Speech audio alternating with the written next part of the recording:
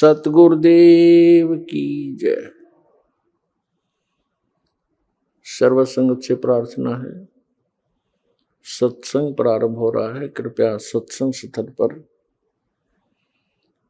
शांतिपूर्वक विराजमान होकर के श्रद्धा से सत्संग सुने। परमेश्वर की प्यारी आत्माओं से पुनर्निवेदन है, सत्संग प्रारंभ हो रहा है। कृपया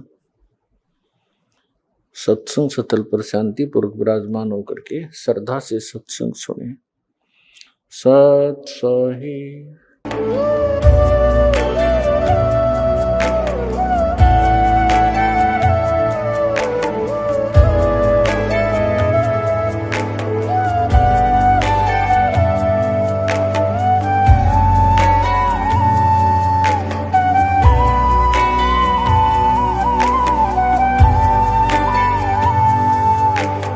गीता अध्याय 15 के श्लोक 16-17 में 3 प्रभु बताए हैं। ये 3 प्रभु कौन हैं? किस प्रभु की शरण में जाने के पश्चात जन्म और मरण समाप्त हो सकता है? 3 प्रभुओं में सबसे उत्तम परमात्मा कौन है? कैसा है? उसका क्या नाम है? इन सभी गूढ़ रहस्यों को जानने के लिए अवश्य सुनिए जगत गुरु तत्वदर्शी संत रामपाल जी महाराज के अमृत वचन। नमस्कार दर्शकों, आज के हमारे इस वीडियो का विषय है धर्म गुरु नहीं समझे अपने धर्म ग्रंथों का ज्ञान। यह आज के दौर में एक अत्यंत महत्वपूर्ण और चिंतनशील विषय है, क्योंकि धर्म गुरु समाज के मार्गदर्शक होते हैं और उनके ज्ञान पर ही हमारी धार्मिक और आध्यात्मिक यात्रा निर्भर करती है। हमारे समाज में धर्म गुरुओं का महत्वपूर्ण स्थान है। वे हमें धार्मिक शिक्षा, आध्यात्मिक ज्ञान और नैतिकता का पाठ पढ़ाते हैं। लेकिन जब वही धर्मगुरु अपने धर्म ग्रंथों का सही अर्थ नहीं समझ पाते हों, तो क्या उनके मार्गदर्शन से हम सही दिशा में आगे बढ़ सकते हैं? इसका जवाब है नहीं, क्योंकि जिसे स्वयं सही ज्ञान न हो वह समाज का क्या मार्गदर्शन करेगा, यह तो हम सभी समझ सकते हैं। धर्म ग्रंथ जैसे वेद, गीता, कुरान, बाइबल और गुरु ग्रंथ साहिब हमें अध्यात्म का सही मार्ग दिखाते हैं। इनमें अध्यात्म के गहरे रहस्य, नैतिकता और आध्यात्मिकता के विषय में अमूल्य ज्ञान छिपा है। लेकिन आज धर्म गुरुओं का अपने धर्म ग्रंथों का सही ज्ञान न होना एक गंभीर समस्या है, जिसके कारण वे पुरानी रूढ़ियों और परंपराओं को ही धर्म का वास्तविक रूप मानकर प्रस्तुत करते हैं, जिससे समाज में भ्रम, पाखंड और अंधविश्वास फैलता है। इससे मानव जीवन नष्ट हो जाता है, क्योंकि सही मार्गदर्शन के अभाव में लोग अपने जीवन के उद्देश्य को नहीं समझ पाते और अनेक संतों के पास भटकते रहते हैं। लेकिन वर्तमान समय में हमें ऐसे संत की आवश्यकता है जो धर्म ग्रंथों का सही अर्थ समझें और उसे मानव समाज के सामने सही रूप में प्रस्तुत करें। दर्शकों, संत रामपाल जी महाराज एक ऐसे ही पूर्ण संत हैं जो वेद, गीता, कुरान, बाइबल और गुरु ग्रंथ साहिब का सही ज्ञान प्रदान कर रहे हैं। उनके सत्संग और शिक्षाएं हमें सच्चे आध्यात्मिक मार्ग पर चलने के लिए प्रेरित करती हैं। तो आज के इस वीडियो में हम अध्यात्म के कुछ ऐसे ही प्रश्नों के उत्तर जानने वाले हैं जिन्हें जानने की जिज्ञासा अक्सर मानव में बनी रहती है। तो चलिए शुरू करते हैं। सवाल नंबर 1, प्रत्येक धर्म के धर्म गुरु परमात्मा यानी अल्लाह को निराकार अर्थात बेचून बताते हैं। लेकिन परमात्मा साकार है या निराकार? वेदों, कुरान, बाइबल, गुरु ग्रंथ साहिब में परमात्मा के विषय में क्या बताया गया है? यह प्रश्न सदियों से चला आ रहा है कि परमात्मा साकार है या निराकार। और यह सवाल जितना पुराना है, उतनी पुरानी धारणा भी सभी धर्मों में बनी हुई है कि परमात्मा निराकार अर्थात बेचून है। लेकिन सच क्या है, यह तो हमें अपने पवित्र धर्म ग्रंथों को देखने के बाद ही पता चलेगा। तो चलिए अपने धर्म ग्रंथों को देखते हैं कि सच्चाई क्या है। सभी धर्मों को जानने के लिए उनके पवित्र सदग्रंथों को ही आधार मानना चाहिए, ना कि किसी धर्म के व्यक्ति क्या कह रहे हैं और क्या पूजा करें उसको आधार नहीं मानना चाहिए। ना फिर इन पुस्तकों की आवश्यकता क्या थी, जिनको आज तक सिर पे रखे घूम रहे थे कि इनमें सर्वश्रेष्ठ ज्ञान है, तो उस ज्ञान को ही आधार मानेंगे। और इस दास के अतिरिक्त विश्व में आज तक इसको कोई क्लियर नहीं कर सका। सर्वप्रथम जानते हैं ईसाई धर्म की पवित्र पुस्तक बाइबल में परमात्मा का स्वरूप क्या बताया गया है। ये पवित्र बाइबल, संपूर्ण जीवन अध्ययन बाइबल,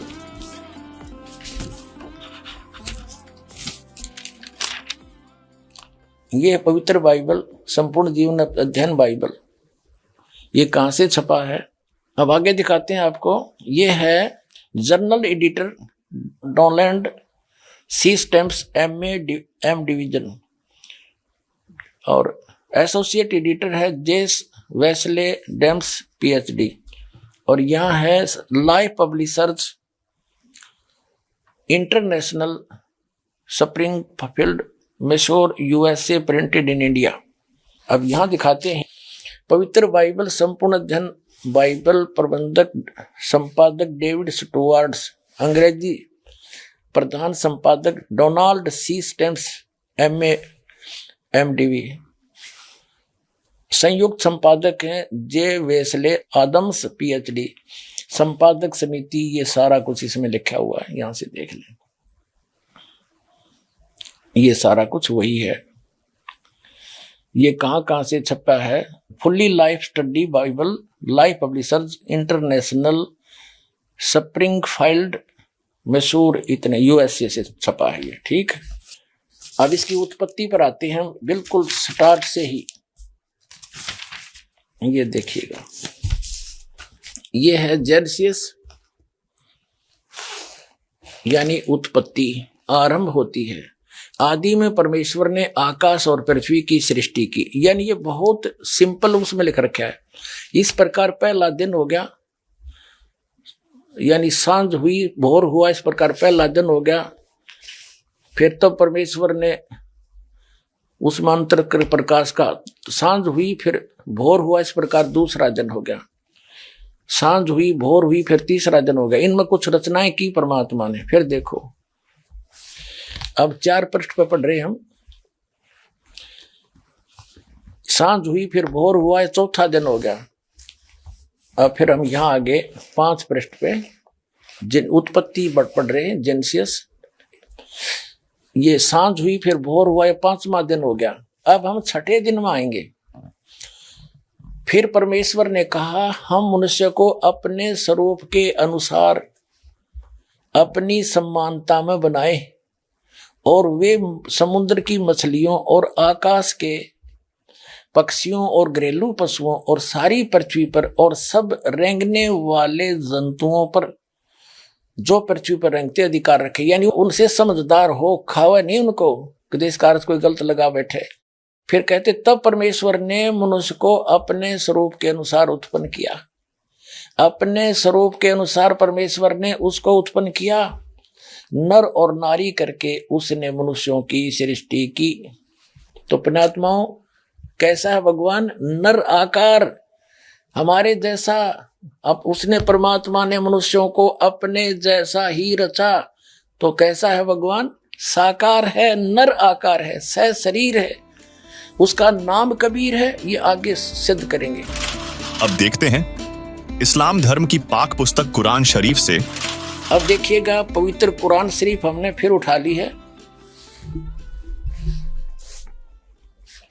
यह वह इलामी किताब है जिसमें कोई संदेह की गुंजाइश नहीं। शास्त्रीय अरबी पद्धति पर नागरी लिपि में ये कुरान शरीफ कंप्लीट देखें। और ये मुतरजम, ये है शास्त्रीय अरबी पद्धति पर नागरी लिपि में। इसका सह अनुवाद सटीपन, ये इसकी हिंदी है। रूपांतरकार है नंद कुमार अवस्थी, शेरवाणी संस्करण। यहां देखते हैं, जालिकल किताबों लारैब ज सलाफी जय। यह वह इलामी किताब है जिसमें कोई संदेह की गुंजाइश नहीं। कुरान शरीफ ये अनुवाद टिप्पण शास्त्रीय अरबी पद्धति पर नागरी लिपि में शेरवाणी संस्करण। प्रकाशक हैं लखनऊ किताब घर, मौसम बाग, सीतापुर रोड, लखनऊ। इतने। अब हम इसके आते हैं। अब देखिएगा, कुरान शरीफ और सूरत फुरकानी 25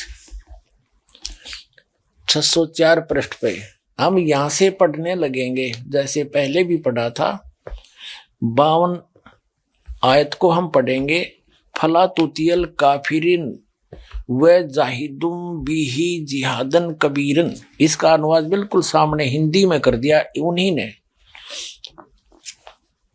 तो ए पैगंबर तुम काफिरों का कहा न मानना, ये कुरान शरीफ का ज्ञान दाता कह रहा है हजरत मोहम्मद जी को कह रहा है।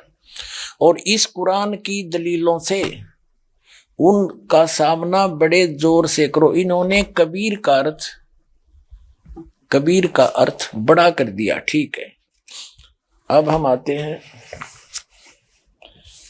607 पृष्ठ पे, सूरत फुरकानी 25 और यहां आ गया है।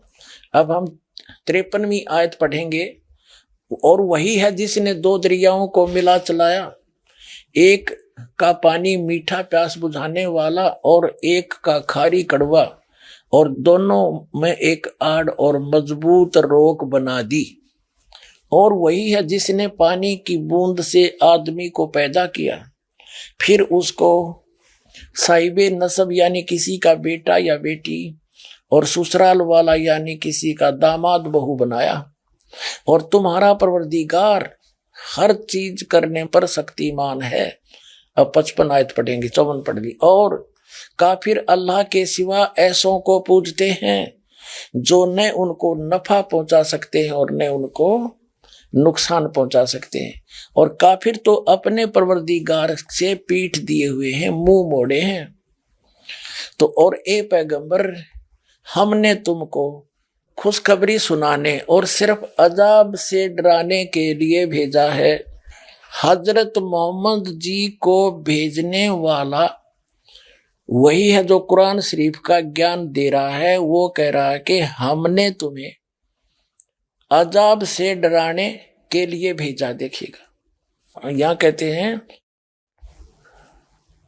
ए पैगंबर हमने तुमको खुशखबरी सुनाने और सिर्फ अजाब से डराने के लिए भेजा है।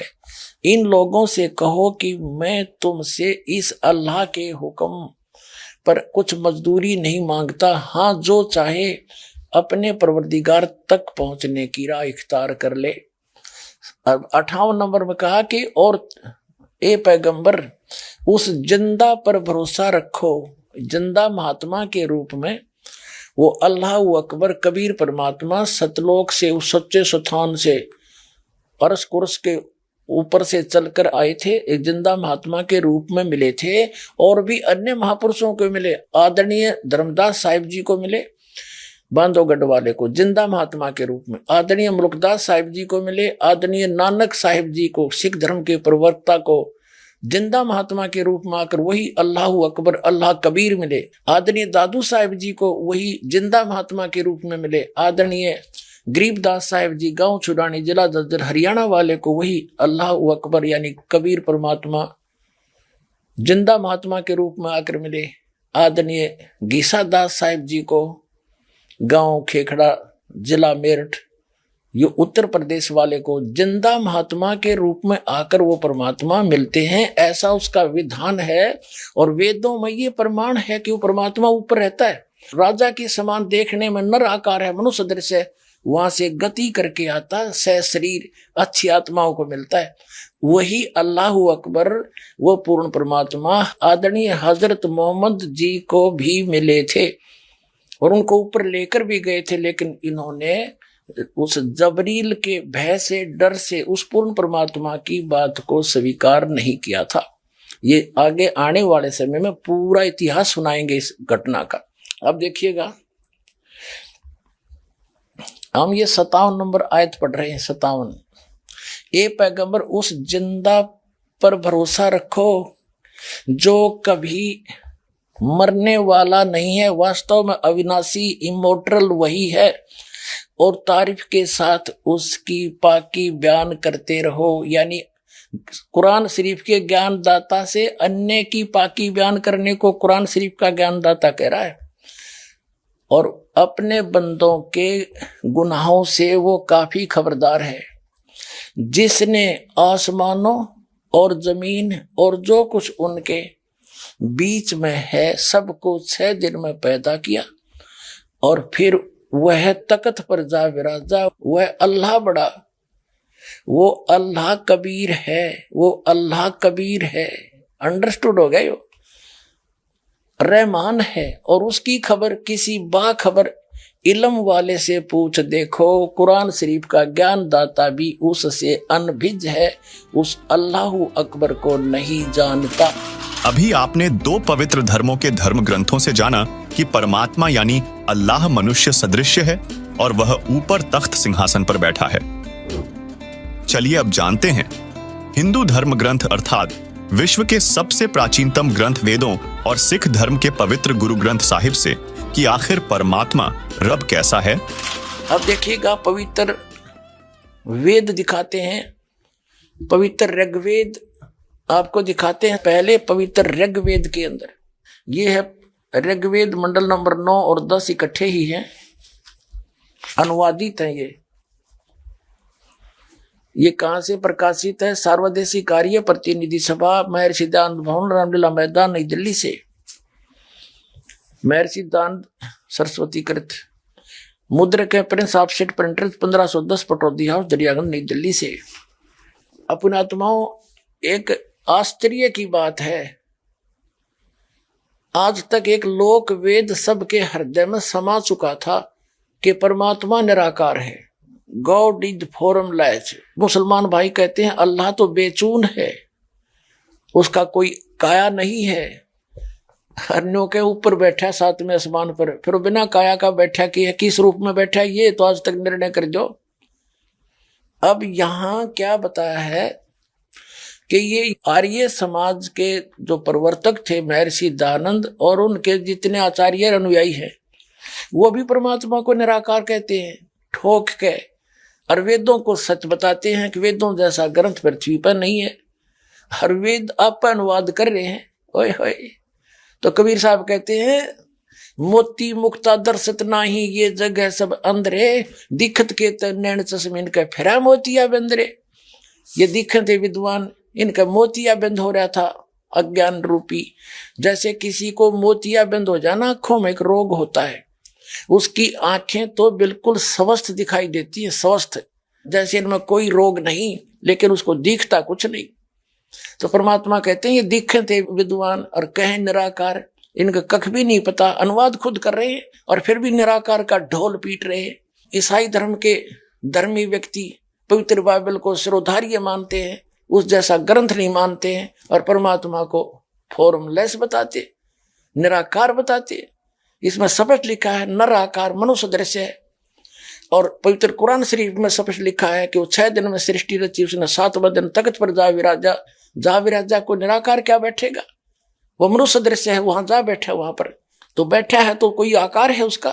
ये देखना, हम ऋग्वेद पढ़ रहे हैं, ऋग्वेद आपको इसका पूरा प्रकरण दिखा दिया था। ऋग्वेद मंडल नंबर 9 सूक्त नंबर 86 मंत्र नंबर 26 में कहा है कि यज्ञ करने वाले यजमानों के लिए परमात्मा, यज्ञ माने धार्मिक अनुष्ठान अर्थात पूजा करने वाले यजमान माने भक्तों के लिए परमात्मा सब रास्तों को सुगम करता हुआ उनके विघ्नों को मर्दन करता है, उनके संकटों का नाश करता है और उनको पवित्र करता हुआ और अपने रूप को सरल करता हुआ है। वह कांति में परमात्मा, यहां इन्होंने इस कबीर रचो, इस कबीर का, हम इसको कबीर बोले, वो कबीर, हम वह को वह बोलते हैं अपनी भाषा में। जैसे किसी का नाम वेद प्रकाश है और हम कहेंगे उसको वेद प्रकाश, और वो भी कोई उससे पूछेगा कौन है भाई, क्या नाम है तेरा, वो खुद भी कहेगा मेरा नाम वेद प्रकाश है और लिखेगा जो वेद प्रकाश। तो ऐसा ही समझो कबीर, ये कबीर जो लिखा है हम इसको कबीर बोलते हैं। और देव माने परमेश्वर, ये देखो ये कबीर, इसका इन्होंने संधि छेद कर दिया और ऐसे लिख दिया, रे को अपसर्ग में बदल दिया। अब हम पहले इस कंसेप्ट को क्लियर करेंगे, पहले थोड़ा सा ये पढ़ के। यहां लिखना था वो कबीर देव है, ये देखिएगा हमने यजुर्वेद उठा लिया। अब पवित्र यजुर्वेद ले लिया। देखिएगा इसमें सिद्ध करेंगे ये कहां से छपा है। सार्वदेशिक आर्य प्रतिनिधि सभा 2/5 महर्षि दानंद रमला मैदान नई दिल्ली से। ये महर्षि दानंद सरस्वती कृत, ये यहां से मुद्रक यहां से छपा है। अब हम इसके आते हैं, ये 36 चैप्टर है, अध्याय नंबर 36 36 है ये यजुर्वेद का, यहां से पढ़ेंगे। ये 36 अध्याय है, 36वां। इसके प्रथम मंत्र में लिखा है रचम वाचम प्रपदे मनो यजु प्रपदे। ये यजु शब्द है, यजु अपसर्ग लगा रखे हैं इसका। तो यहां अनुवाद किया महर्षि दानंद ने, इसका बिल्कुल सही किया। ये यहां इसकी भ्रमित नहीं थी बुद्धि, इसको यजु का अर्थ यजुर्वेद कर दिया, यही करना चाहिए था। यदि यहां इसका कोई और अर्थ कर देता, सर्वज्ञ या कोई वैसे लिख देता कोई सतुतियों का संग्रह, क्योंकि महिमा यजुर्वेद की थी इसमें, तो यजुर्वेद लिखना पड़ा, भले ही 2 अपसर्ग लगे। इसी प्रकार जहां परमात्मा की महिमा का वर्णन है वेद में, वहां कबीर शब्द है, अपसर्ग भी लगा दें अपने व्याकरण के आधार से। हम इनकी व्याकरण भी डिस्टर्ब नहीं करना चाहते। ये कबीर देव लिखना चाहिए था इन्होंने, यहाँ पर कबीर का अर्थ कबीर देव लिख देते, सर्वज्ञ नहीं। हम उसको कबीर साहब कहते हैं, कुरान शरीफ में उसको अल्लाह अकबर अल्लाह कबीर कहते हैं, और हम उसको कबीर देव कबीर साहब कहते हैं। वेदों में उसको कबीर देव कहते हैं, हम उसको कबीर देव बोलने लाएंगे। कबीर साहब, कबीर परमात्मा, साहब कहो, राम कहो, अल्लाह कहो। तो इस प्रकार अब हम समझेंगे ऋग्वेद के उन चंद मंत्रों को जिसमें परमात्मा साकार स्पष्ट है।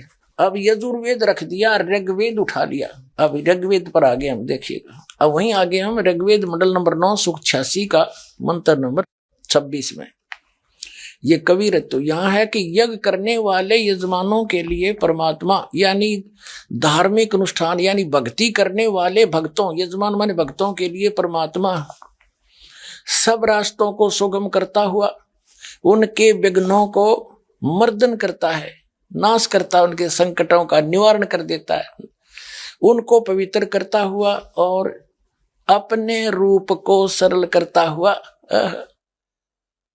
वह कांति में परमात्मा। यह लिखना था कबीर देव, सर्वज्ञ नहीं करना चाहिए अर्थ। कबीर देव, कबीर देव, कबीर साहब, अल्लाहू अकबर, विद्युत के समान क्रीड़ा करता हुआ वर्णीय पुरुष यानी अच्छी आत्मा को, अच्छे पुरुष को, अच्छे व्यक्ति को, धर्मात्मा को प्राप्त होता है। अपनी आत्माओं वो परमात्मा ऊपर रहता है धूलोक के 3रे पृष्ठ पे, और वहां से गति करके आता है बिजली जैसी गति से, यानी इतनी बहुत शीघ्रता से यहां जाता, फ्रिक्शन ऑफ सेकंड के अंदर। और वो कबीर है, वो कबीर देव है, अल्लाहू अकबर है। वो कहाँ रहता है देखो इसी में। ऋग्वेद मंडल नंबर 9 सूक्त 86 का मंत्र 26 आप पढ़ रहे हैं। हम यहाँ आगे पढ़ते पढ़ते वो कबीर देव विद्युत के समान क्रीड़ा करता हुआ, यानी आकाशीय बिजली की तरह एकदम पूरी स्पीड तय वर्णीय पुरुष को प्राप्त होता। वो कहाँ रहता है 27वें मंत्र में स्पष्ट कर दिया है। जो परमात्मा धूलोक के 3रे पृष्ठ पर विराजमान है, वो 3रे भाग में रहता है, उस धूलोक के ऊपर, धूलोक के। अब और दिखाते हैं आपको, वही ऋग्वेद मंडल नंबर 9 और सूक्त 54 यानी चौवन का मंत्र नंबर 3 देखो नीचे।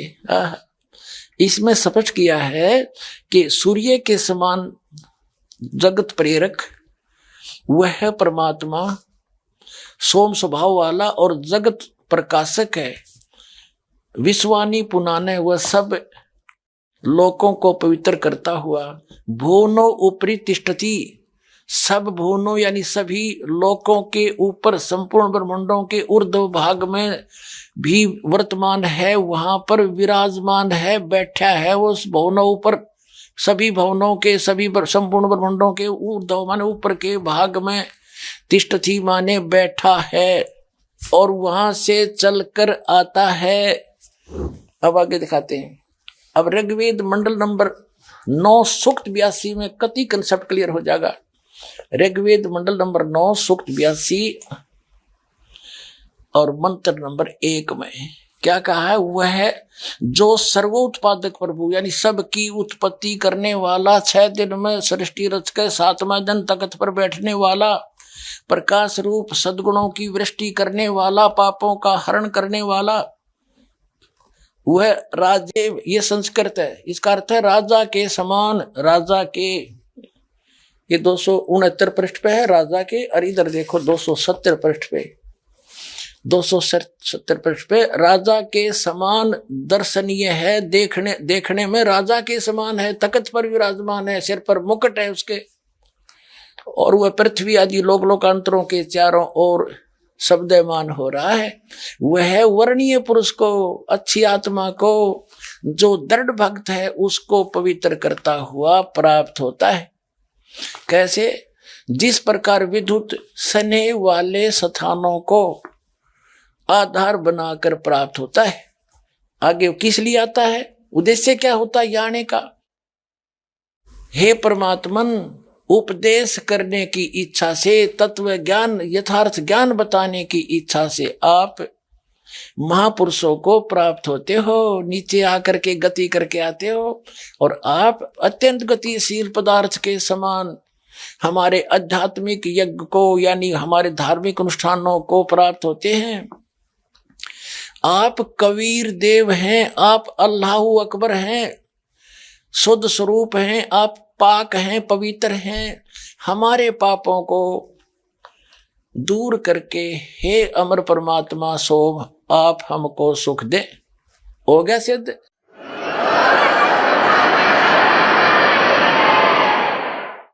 अब 3 पवित्र धर्मों के सदग्रंथों से सिद्ध हो गया कि वो परमात्मा नर आकार है, मनुष्य दृश्य है, और ऊपर के लोक में तख्त के ऊपर विराजमान है, सब ब्रह्मांडों के ऊपरी स्थान पर, और वहां से गति करके सह शरीर आता है, यहाँ तत्व ज्ञान प्रकाश करता है। दर्शकों, इन सभी प्रमाणों को देखकर अब आपको यह तो पता चल गया होगा कि सदियों से अध्यात्म की जो गुत्थी उलझी हुई थी उसे संत रामपाल जी महाराज ने धर्मशास्त्रों के प्रमाण देकर सुलझाया है, और यह सिद्ध किया है कि परमात्मा अल्लाह निराकार नहीं है, बल्कि मनुष्य सदृश साकार है, और उसका नाम कबीर है। इससे यह भी पता चलता है कि हमारे धर्म गुरुओं को सदग्रंथों का ज्ञान नहीं है, अन्यथा वे परमात्मा को निराकार नहीं बताते। तो चलिए अब हम अपने दूसरे सवाल की ओर बढ़ते हैं। सवाल नंबर 2, इस्लाम और ईसाई धर्म में एक खुदा को माना जाता है, जबकि हिंदू धर्म में 1 से अधिक देवताओं को पूजा जाता है। तो क्या इस्लाम और ईसाई धर्म में अन्य देवता नहीं है? जैसे हमारे देश की संसद में कुल 545 सांसद होते हैं, जबकि सर्वशक्तियुक्त राष्ट्रपति जी होते हैं, इसी तरह 33 करोड़ देवता ब्रह्मा, विष्णु, महेश यहाँ के व्यवस्थापक हैं, जबकि पूर्ण परमात्मा अल्लाहु अकबर इनसे भिन्न है। इसका प्रमाण पवित्र बाइबल में है, जब परमात्मा ने 6 दिन में सर्व सृष्टि को रचकर 7वें दिन विश्राम किया, और इस्लाम, यहूदी और ईसाई धर्म के प्रथम पुरुष बाबा आदम और उसकी पत्नी हव्वा की उत्पत्ति हो गई, तो क्या हुआ? अब पवित्र बाइबल से बहुत सी रहस्य जो है सामने आएंगे। इसमें यह भी आपके समक्ष आएगा कि ये तीनों देवता श्री ब्रह्मा, श्री विष्णु, श्री शिव जी पूरे ब्रह्मांड के संचालक हैं, और पवित्र ईसाई धर्म के इतिहास में भी उनका जिक्र है। भले उनका नाम नहीं है, नाम अन्य, वो अपनी भाषा में कुछ भी लिख ले। अपने आत्मा परमात्मा ने आदम और हव्वा की उत्पत्ति की, जैसा पवित्र बाइबल में लिखा है, और फिर मनुष्यों की रचना करके सारे जो कुछ भी यहाँ बनाने थे बना के, चांद सितारे पृथ्वी आदि। तो परमात्मा जो सर्व सृष्टि रचनहार है वो तो विश्राम कर लिया, उसने ऊपर तख्त पर चला गया। उसके पश्चात यहाँ इस काल भगवान ने बागडोर संभाल ली, ब्रह्म ने, जो श्री ब्रह्मा, श्री विष्णु, श्री शिव जी के पिताजी हैं। तो इसमें ये प्रमाण दिखाते हैं कि क्या लिखा है कि आदम और हव्वा, आदम व्यक्ति का नाम है और हव्वा उसकी पत्नी है, उन दोनों को इस काल ने अपने पुत्र ब्रह्मा जी को संभाल दिया। अब आगे दिखाते हैं कि परमात्मा साकार है या निराकार। तो उनको दोनों को, आदम और हव्वा को, स्वर्ग में एक वाटिका में रहने के लिए छोड़ दिया और उनसे एक विशेष हिदायत दे दी भगवान ने, यहाँ के भगवान ने, कि तुमने इस वाटिका के अंदर और किसी भी वृक्ष का फल तुम खा सकते हो, लेकिन बीच में लगे हुए पेड़ों के फल को नहीं खाना, क्योंकि तुम खाओगे तो मर जाओगे।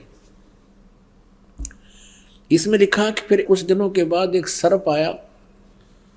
उस सर्प ने उनसे पूछा, आदम और हव्वा से कहा कि आप ये बीच वाले पेड़ के फल क्यों नहीं खा रहे हो? तो हव्वा ने सर्प से बताया कि हमारे को भगवान ने मना किया है और कहा कि तुम यदि बीच वाले फल खा लोगे पेड़ों के तो तुम्हारी मृत्यु हो जाएगी। तो सर्प ने कहा कि नहीं, ऐसा नहीं होगा, ये भगवान तुम्हें बहका रहा है, तुम नहीं मरोगे, बल्कि तुम्हें अच्छे और बुरे का ज्ञान हो जाएगा इसके फल खाने से। इसलिए भगवान तुम्हें धोखे में रखे हुए हैं कि कहीं तुम इस बीच वाले फल को, वृक्षों के फल को खा के अपने अस्तित्व को समझ सके, वो नहीं चाहता। अब हव्वा ने उस बीच वाले वृक्ष के फल को तोड़ा, आप भी खाया, अपने पति से भी खिला दिया। उस समय वो दोनों नंगे थे और उनकी ऐसी बुद्धि थी कि उनको शर्म नहीं आ रही थी एक दूसरे से। उस फल के खाने से उनको एहसास हुआ कि हमने ऐसे नहीं रहना चाहिए। तो उन्होंने अंजीर के पत्ते होते हैं बड़े बड़े, उन पत्तों को तोड़ा और अपने पर्दे पर बांध लिया। लिखा है इसमें पवित्र बाइबल में कि शाम के समय भगवान आया वाटिका में टहलने के लिए और उसने आवाज लगाया कि आदम और हव्वा तुम कहाँ हो? भगवान को देखकर उनकी आहट पाकर के वो छुप गए वृक्षों के बीच में और कहने लगे कि हम यहाँ बैठे हैं, हमें आपसे शर्म आ रही है क्योंकि हम नंगे हैं। तो भगवान ने कहा कि तुमने बीच वाले पेड़ों के फल को खा लिया? उन्होंने कहा कि हाँ, हमने बीच वाले पेड़ के फलों को खा लिया, जिस कारण से हमें अब एक दूसरे से शर्म आने लगी। इस बात से वह भगवान नाराज हुआ और उसने कहा कि तुमको किसने बताया ये पेड़ों के फल खाने को? हव्वा ने कहा कि सर्प ने बताया, सांप ने। अपने आत्मा हमने अपने मतलब की बातें लेनी है। ये तो बहुत बड़े सदग्रंथ हैं, ये तो एक वन है, आध्यात्मिक वन, और आध्यात्मिक वन से हमने जो जड़ी चाहिए अपने रोग निवारण के लिए उतनी ही निकाल लेंगे, बाकी ठीक है, बाग हरा भरा पड़ा ही रखा ही है। आपको ये और दिखाते हैं कि भगवान वाटिका में टहल रहा था और ये भी दिखाते हैं पवित्र बाइबल में कि उसने कहा कि अब इस बीच वाले फल के पेड़ के फल को खाने से ये इंसान बुद्धिमान हो गया है और कहीं ऐसा ना हो कि जीवन के वृक्ष वाले फल को भी ना खा ले और फिर ये अमर हो जावे। इसलिए उसको वाटिका से निकाल दिया उनको और उनके चमड़े के कपड़े बनवाए भगवान ने। तो भगवान निराकार की तरह गया। कहाँ से हुआ निराकार? ये कहाँ से लाए ये थ्योरी, ये सिद्धांत? ये देखिएगा, ये हम पढ़ रहे हैं पवित्र बाइबल और जेनेसिस 3 यानी 3रा अध्याय, मनुष्य का पतन, पृष्ठ नंबर 9 पे।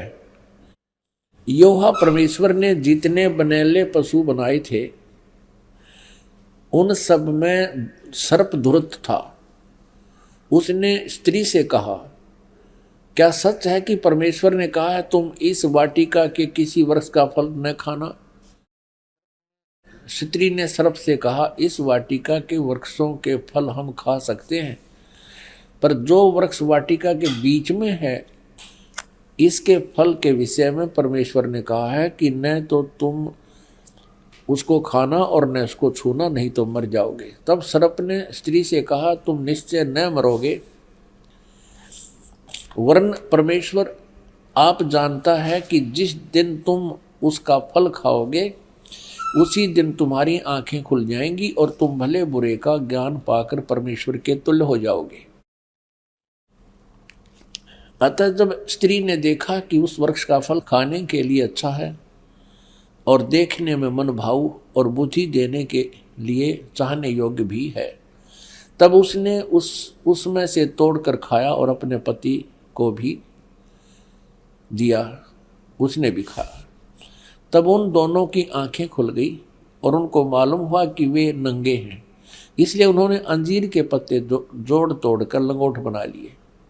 तब योहा परमेश्वर, जो कि दिन के ठंडे समय यानी शाम को या सुबह वाटिका में फिरता था, अब देखो, तब योहा परमेश्वर, यानी ये योहा कहो से परमेश्वर को, जो कि दिन के ठंडे समय वाटिका में फिरता था, घूमया करता था, का शब्द उनको सुनाई दिया, उसके पैरों की आवाज सुनाई दी।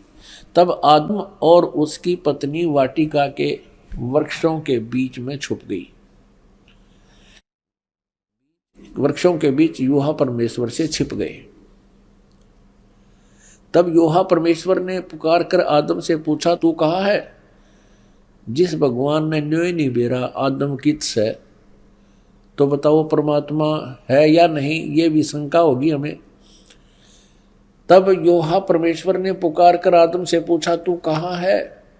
उसने कहा, मैं तेरे शब्द बारी में सुनकर डर गया, क्योंकि मैं नंगा था इसलिए छिप गया। अब उसने कहा, किसने? योहा परमेश्वर ने कहा कि किसने तुझे बताया कि तू नंगा है? जिस वृक्ष का फल खाने को मैंने तुझे मना किया, क्या तूने उसका फल खा लिया?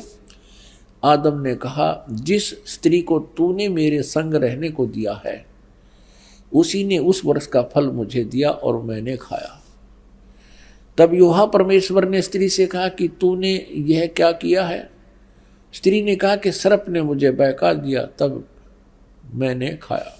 प्रश्न नंबर 10 पर आप देखेंगे, उत्पत्ति ग्रंथ अध्याय 3 और 4 आप पढ़ रहे हो, अभी 3 चल रहा है। इसमें क्या लिखा कि आदम ने अपनी पत्नी का नाम हव्वा रखा, क्योंकि जितने मनुष्य जीवित हैं उन सब की आदि माता वही है। और योहा परमेश्वर ने आदम और उसकी पत्नी के लिए चमड़े के अंग रखे बनाकर उन्हें पहना दिए। ये भगवान निराकार कहाँ से सारी बात करे, उनके कपड़े बुनवावे, घूमे फिरे, बोले बतलावे। फिर योहा परमेश्वर ने कहा कि मनुष्य भले बुरे का ज्ञान पाकर हम में से एक के समान हो गया है। अब भगवान एक से अनेक हो गए। फिर योहा परमेश्वर ने कहा कि मनुष्य भले बुरे का ज्ञान पाकर हम में से एक के समान हो गया। इससे सिद्ध है ये भगवान इस सतर के एक से अधिक हैं। इसलिए अब ऐसा ना हो कि वह हाथ बढ़ाकर जीवन के वृक्ष का फल तोड़ के खा ले और वो सदा जीवित रहे। एक और प्रमाण दिखाते हैं इसी पवित्र बाइबल में, ये देखिएगा। ये प्रश्न नंबर 11 पर भी यही समर्थन है। ये उत्पत्ति ग्रंथ है, 4-5 अध्याय हम चल रहे हैं। अब 5वां अध्याय में भी यही स्पष्ट किया, स्टार्ट में आदम से नूह तक का इसमें जिक्र है, विवरण है। आदम की वंशावली यह है कि जब परमेश्वर ने मनुष्य की सृष्टि की तब अपने ही स्वरूप में उसको बनाया। अब डबल दूसरी बार फिर यहाँ पर प्रमाणित कर दिया कि परमेश्वर ने मनुष्य की सृष्टि की तब अपने ही स्वरूप के में उसको बनाया। उसने नर और नारी करके मनुष्य की सृष्टि की और उन्हें आशीष दी और उनकी सृष्टि के दिन उसका नाम आदम रखा। अब स्पष्ट हो गया, 2 बार फिर कह दिया। अब आगे दिखाते हैं, ये भी दिखाते हैं कि ये 3 हैं जो इनको कंट्रोल करते हैं। किसको? ईसाई धर्म को ये देखिए, वो 3 है, 3 का भी प्रमाण आपको देते हैं। ये देखिएगा, ये है 24 पृष्ठ और वही उत्पत्ति यानी जेनेसिस 17-18। 3 अतिथि। अब्राहम ममरे के बांज वृक्षों के बीच कड़ी धूप के समय तंबू के द्वार पर बैठा हुआ था अब्राहम। तब यूहन्ना ने उसे दर्शन दिया। उसने आंखें उठाकर दृष्टि की तो क्या देखा कि 3 पुरुष उसके सामने खड़े हैं। ये तीनों ब्रह्मा विष्णु महेश। जब उसने उन्हें देखा तब उनसे भेंट करने के लिए तंबू के द्वार से दौड़ा और भूमि पर गिरकर दंडवत की और कहने लगा, हे प्रभु, यदि मुझ पर तेरी अनुग्रह दृष्टि है तो मैं विनती करता हूँ, अपने दास के पास से चले न जाना। मैं थोड़ा सा जल लाता हूँ और आप अपने पांव धोकर इस वृक्ष के नीचे विश्राम करें। फिर मैं एक टुकड़ा रोटी ले आऊं और उसे आप अपने अपने जीव के को तृप्त करें, तब उसके पश्चात आगे बढ़ें, क्योंकि आप अपने दास के पास इसलिए पधारे हैं। उन्होंने कहा, जैसा तू कहता है वैसा कर। अब देखो पुण्यात्मा, इस पवित्र बाइबल ने यह सिद्ध कर दिया कि परमात्मा मनुष्य सदृश है, वो साकार है, मनुष्य जैसा है, क्योंकि उसने मनुष्यों की सृष्टि अपने स्वरूप के अनुसार की है। दूसरा कंसेप्ट ये क्लियर कर दिया कि 7वें दिन तख्त पर जा बैठा, उसने विश्राम किया। उसके बाद इस काल के हाथ में बागडोर आ गई, ब्रह्म के हाथ में, और इसने अपने तीनों पुत्रों को ये बागडोर संभाल रखी है, श्री ब्रह्मा, श्री विष्णु, श्री शिव जी को। आपने ये भी देख लिया कि भगवान किसी दृष्टिकोण से भी निराकार नहीं है, वो साकार है। पूर्ण परमात्मा भी साकार है जिसने सारे ब्रह्मांडों की रचना की, और आगे ये देवता भी साकार है जो वाटिका में घूम रहा है, उनसे बातें कर रहा है, उन आदम और हवा के कपड़े सिलवा रहा है। और फिर अब्राहम नाम के एक महापुरुष हुए हैं इस ईसाई धर्म में। ईसा जी से पूर्व की बातें हैं, आदम जी के बाद की बातें। तो उसने देखा कि 3 भगवान खड़े सामने, उनको दंडवत प्रणाम किया। तो परमात्मा निराकार कहाँ से रहा, ये कहाँ से लाई ये सिद्धांत? ये था लोकवेद। लोकवेद वो होता है जो दंत कथा होती है, जो सदग्रंथों के विपरीत होता है, उसको लोकवेद। इससे स्पष्ट है कि हिंदू धर्म में ही नहीं बल्कि इस्लाम, ईसाई सभी धर्मों के व्यवस्थापक ये ही देवी देवता हैं, जबकि पूर्ण परमात्मा इनसे भिन्न है। सवाल नंबर 3, परमात्मा को हर कोई पाना चाहता है, जिसके लिए सभी व्यक्ति अलग अलग तरह की भक्ति क्रियाएं करते हैं। तो जब सबका मालिक एक है तो फिर अलग अलग भक्ति क्यों, और उस एक परमात्मा को पाने का वास्तविक भक्ति मार्ग कौन सा है? यह बात सत्य है कि सबका मालिक एक है, यानी सृष्टि को बनाने वाला सर्वशक्तिमान परमात्मा एक है, और उसके पाने की भक्ति विधि भी एक है और उसका मंत्र भी एक ही है। सुनिए परमात्मा को पाने के वास्तविक भक्ति मार्ग के विषय में बाखबर तत्वदर्शी संत रामपाल जी महाराज के मुखारबिंद से आध्यात्मिक सत्संग। गीता ज्ञान दाता 8वें अध्याय के 3 श्लोक में कहता कि अर्जुन वो परम अक्षर ब्रह्म है। अर्जुन ने 8वें अध्याय के प्रथम मंत्र में पूछा कि हे भगवान, आपने जो 7वें अध्याय के गीता जी के 29वें श्लोक में जिस तत्ब्रह्म के विषय में कहा है कि उसको जान करके प्राणी फिर केवल यहाँ से जन्म मृत्यु के रोग से छूटने का ही प्रयत्न करता है, जरा माने बुढ़ापा, वृद्धावस्था के कष्ट और मरण माने मृत्यु से ही बचने का छुटकारे की कोशिश करता है, वह संसार की किसी वस्तु में इच्छा नहीं रखता। तो 8वें अध्याय के प्रथम श्लोक में पूछा कि किम तत्ब्रह्म। गीता ज्ञान दाता ने 8वें अध्याय के 3 श्लोक में कहा वो परम अक्षर ब्रह्म है। फिर 8वें अध्याय के 5 और 7 श्लोक में तो अपने बारे में कह रहा है गीता ज्ञान दाता कि अर्जुन, तो मुझ में मन वाला हो, मेरे पर आश्रित हो जा, मेरी भक्ति कर, और युद्ध भी कर तो मुझे ही प्राप्त होगा। तो इसने अपनी भक्ति करने वाले को कहा है लेकिन मुझे प्राप्त होगा, शांति नहीं हो सकती, युद्ध तो करना पड़ेगा। 8वें अध्याय के 8, 9, 10 में कहा है कि उस परम अक्षर ब्रह्म की साधना करने वाला प्राणी है, उसके पास चला जाता है। 15वें अध्याय के 1 से लेकर 4 में कहा कि तत्वदर्शी संत की पहचान बताई है, और उसके पश्चात वो तत्वदर्शी संत मिल जावे, सतगुरु मिल जावे, उसके पश्चात परमेश्वर के उस परम पद की खोज करनी चाहिए, जहां जाने के बाद साधक फिर लौटकर कभी संसार में नहीं आते। 18वें अध्याय के 62 में और 66वें श्लोक में कहा कि अर्जुन तू सर्वभाव से उस परमेश्वर की शरण में जा, उस परम अक्षर ब्रह्म की शरण में जा, उसकी कृपा से तो परम शांति को और सनातन परम धाम को प्राप्त होगा। और ऐसे ही 18वें अध्याय के 66वें श्लोक में कहा कि सर्वधर्मान प्रीतज माम, मेरे सतर की जो साधना है, जैसे 8वें अध्याय के 13वें श्लोक में गीता ज्ञानदाता कहता है कि ओम इति एकाक्षरम ब्रह्म विहारण माम अनुसमरण ये प्रियाति तजन देहम सयाति परमाम गतिम। मुझ ब्रह्म का एक ओम मंत्र है, और ओम से होने वाली जो परम गति है उसको वही प्राप्त कर सकता है जो अंतिम श्वास तक ओम का ही जाप करता हुआ शरीर त्याग कर जाता है। तो उससे कौन सी गति होती है? ब्रह्मलोक प्राप्ति होती है, क्योंकि ब्रह्म का मंत्र ओम है। 8वें अध्याय के 16वें श्लोक में गीता जी में कहा कि अर्जुन ये ब्रह्मलोक पर्यंत सब पुनरावर्ती में है, वहां गए हुए प्राणी भी फिर जन्म मरण के चक्कर में रहते हैं। और उस परम अक्षर ब्रह्म की भक्ति के लिए 17वें अध्याय के 23वें श्लोक में गीता जी में कहा कि ओम तत्सत इति निर्देश ब्रह्मण त्रिविद समर्थ है, ब्राह्मणा तेन वेदा च यगा विहिता पुरा। सच्चिदानंद घन ब्रह्म की के पाने की 3 मंत्र का निर्देश है। ओम तत्सत, ओम ये ब्रह्म का है, तत् ये अक्षर पुरुष का है। गीता जी अध्याय नंबर 15 के श्लोक नंबर 16 और 17 में 3 पुरुष हैं, एक सर पुरुष, एक अक्षर पुरुष, एक परम अक्षर पुरुष। जो परम अक्षर पुरुष है वो सबसे श्रेष्ठ है और वही वास्तव में अविनाशी है। अन्य सर पुरुष और अक्षर पुरुष को नाशवान कहा है, और उसके उनके लोकों में जितने प्राणी हैं वो भी नाशवान है। तो उनकी भक्ति से तो मोक्ष हो ही नहीं सकता। अब श्रीमद् भगवद गीता अध्याय नंबर 17 के श्लोक नंबर 23 में ओम तो ब्रह्म का जाप सर पुरुष का, और तत् ये सांकेतिक है, ये अक्षर पुरुष का, और जो सत शब्द है वो भी सांकेतिक है।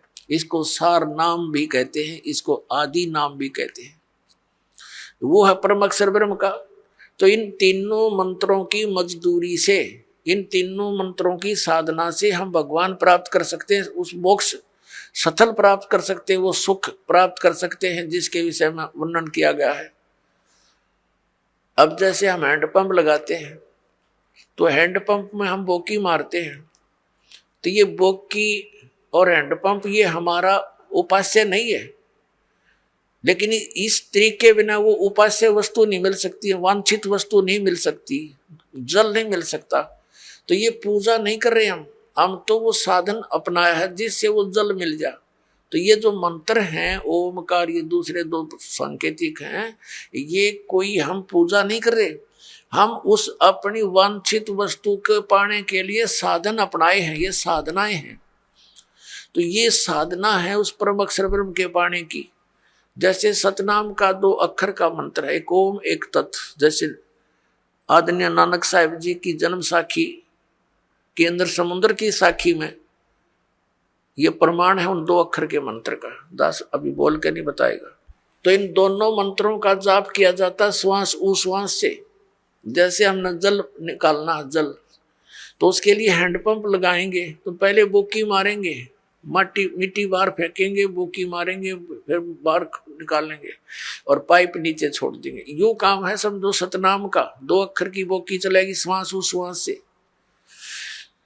अब ये सतनाम, ये बोकी ने अपना काम कर दिया, जल तक पहुंचा दिया, लेकिन बाहर जल नहीं प्राप्त हुआ। उसके लिए एक और आइटम लगाना पड़ा है, हैंड पंप, ऊपर मशीन बोलते हैं उसको, और फिर उसकी पूजा करनी है, उसको भी ऐसे हिलाना है, प्रैक्टिस करनी है, जब वो जल निकलता है। तो ऐसे ही केवल सतनाम प्राप्ति से भी मोक्ष नहीं, सारनाम नहीं मिलाता है, वो जल मिले नहीं। सारनाम समझो हैंडपंप का ऊपर का वो मशीन है। तो ये मशीन उसी समय लगी हुई सक्सेस होगी जब वो पाइप पूरी जल तक पहुंच चुकी होगी। बीच में अगर कोई कहे हैंड पंप लगा दे, मशीन फिट कर दे, मिस्त्री कभी नहीं करेगा। तो ये दास आपको ये सब व्यवस्था बता रहा है, ये आपने करनी है, मजदूरी करनी है इसकी। और जब सारनाम का समय आएगा, आपकी पाइप पहुंच जाएगी जल तक के आसपास, तो फिर हैंड पंप यानी सारनाम आपको दिया जाएगा।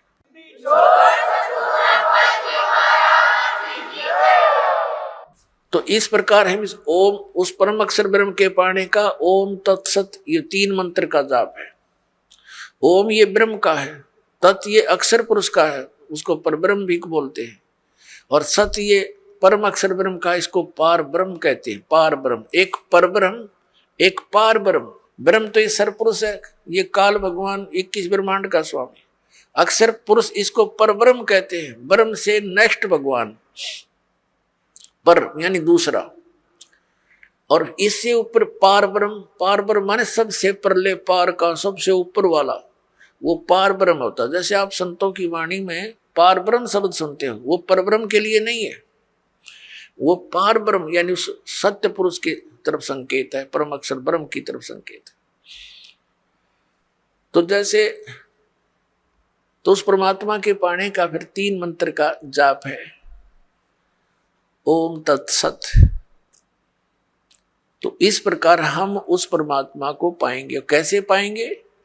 गीता जी अध्याय नंबर 18 के श्लोक नंबर 66 में कहा है, इस गीता ज्ञानदाता ब्रह्म ने सर्वधर्मान परित्यज माम एकम शरणम व्रज अहम तवा सर्व पापेभ्यो मोक्षामि मा शुच। ये क्या कहता है कि मेरे सत्र की जितनी पूजाएं हैं वो मुझ में छोड़ दे, मुझे दे दे मेरे सत्र का जो तूने मजदूरी करी है, फिर मैं तुझे यहां से जाने दूंगा नहीं, तू मेरा बंधक मजदूर है और मेरा कर्ज उतार दे। फिर तू उसकी शरण में जा। एकम, एकम माने जिसके बराबर दूसरा ना हो, अद्वितीय, जिसके समान दूसरा कोई शक्तिशाली भगवान ना हो, उस एकम शरणम व्रज, उसकी शरण में जा। हरिन अज्ञानी हमारे धर्म गुरुओं ने अनुवाद करता ऋषि मंडलेश्वर ने अनर्थ कर रखे गीता जी में, अनुत्तम मान्यता थी, उत्तम बता रहे हैं। ये देखिए ने व्याकरण बदल डाली अपनी अज्ञानता के कारण। और व्रज माने जाना होता है, ये आना बोलते हैं, आना लिखा हुआ अनुवाद कर रखा है। इंग्लिश का वर्ड है गो, और गो माने जाना होता, आना तो हो ही नहीं सकता। ये तो मूर्ख, अगर कोई उस सेंटेंस को ना समझ कर उसका अर्थ आना कर रहा है तो वो बिल्कुल अज्ञानी व्यक्ति है, वो आशय को समझा नहीं, उस प्रकरण के आशय से वो परिचित नहीं है। अब ये जैसे गीता जी अध्याय नंबर 2 के श्लोक नंबर 7 में अर्जुन स्वयं स्वीकार रहा कि मैं आपकी शरण हूं, आप मेरे गुरु हो, मेरी बुद्धि काम नहीं करती, मुझे निर्णायक ज्ञान दो, मैं आपकी शरण हूं। अब यहाँ फिर नो कहो है कि मेरी शरण में आ जाओ, उसकी शरण तो पहले कह रहा है मैं तो तेरी शरण खड़ा हूं, और सब धर्मों के कर्मों को मुझ में छोड़कर मेरी ये शरण में आ जा। अकल देखो इनकी, इन्हें बहुत सी जगह ऐसे अनर्थ कर रखे जहां ये समझ नहीं सके।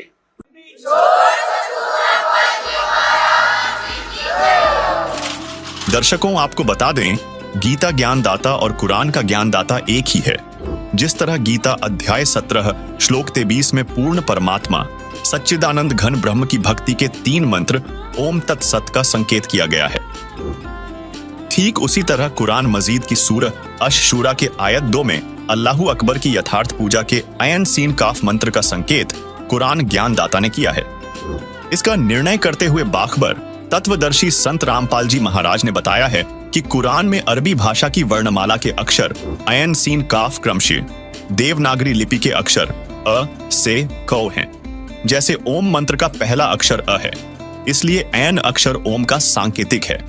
इसी तरह तत् यह सांकेतिक मंत्र गीता में भी लिखा है।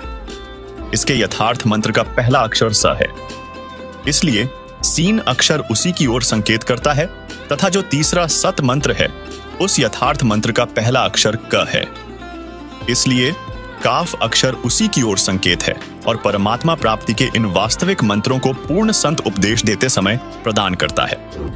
सवाल नंबर 4, प्रारब्ध कर्मों के कारण आज प्रत्येक प्राणी दुखी है तो वह परमात्मा कौन है जिसकी भक्ति करने से प्रारब्ध कर्म अर्थात पाप कर्म समाप्त हो जाते हैं।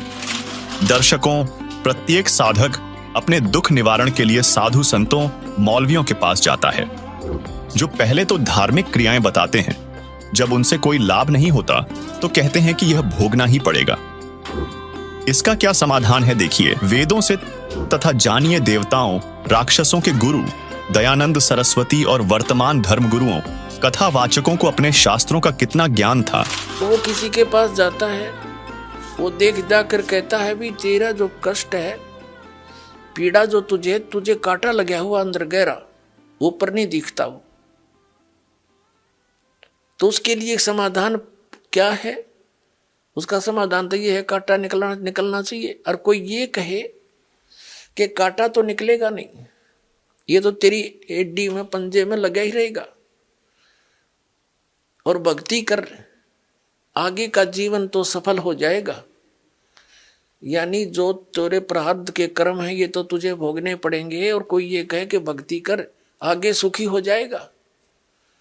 पुण्यात्माओं को ये कहे कि तेरे पैर का कांटा तो निकला नहीं, और जूता पहन ले आगे कांटे ना लगेंगे। तो कांटा लगे पैर में जूता पहना नहीं जा सकता, वो तो कांटा निकले।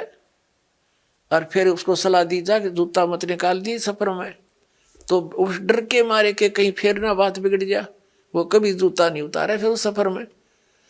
तो पुण्यात्माओं, जिनको कर्म के कांटे चुभे हुए हैं और उनको कोई सलाह दे कि ये कर ले वो कर ले, कुछ देर तो करते हैं वो।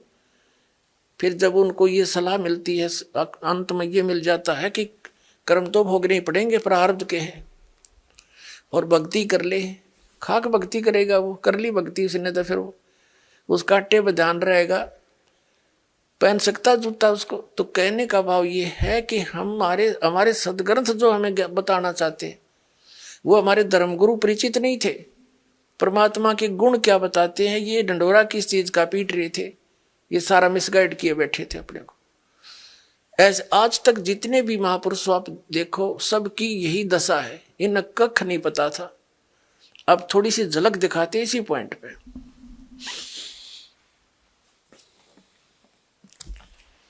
ये देखिएगा, ये देवी पुराण है।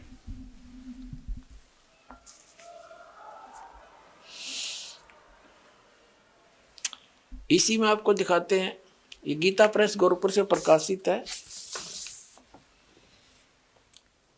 हनुमान प्रसाद पोदार चिमनलाल गोस्वामी इसके संपादक हैं, और गीता प्रेस गोरखपुर से ही प्रकाशित है, मुद्रित है। आप जी को थोड़े से सत्संग में इन सभी ऋषि महर्षियों की तलाशी लेकर दिखा दूंगा, ये कितने विद्वान थे और क्या ज्ञान दिया करते थे। ये देखिएगा, ये चौथा स्कंद है और 243 पृष्ठ पे व्यास जी कहते हैं कि प्रहलाद की बात सुनने के पश्चात शुक्राचार्य ज्ञान दृष्टि से सब कुछ देखकर प्रसन्न हो गए, उनका मुख मुस्कान से भर गया। उन्होंने दैत्यों से कहा, दानवों, तुम मेरे यजमान हो, भक्त हो, तुम्हें न तो डरना चाहिए और न पाताल में ही जाना चाहिए। अपने सत मंत्रों के प्रभाव से मैं तुम्हारी रक्षा कर लूंगा। धर्म के मर्मज महाशो, प्राचीन समय में ब्रह्मा जी के मुख से मैंने जो बात सुनी है उसे बता रहा हूं, सुनो। यह वचन बड़ा ही हितकर है, सत्य और अटल है। उन्होंने कहा था कि होने वाली बातें अवश्य होकर रहती हैं।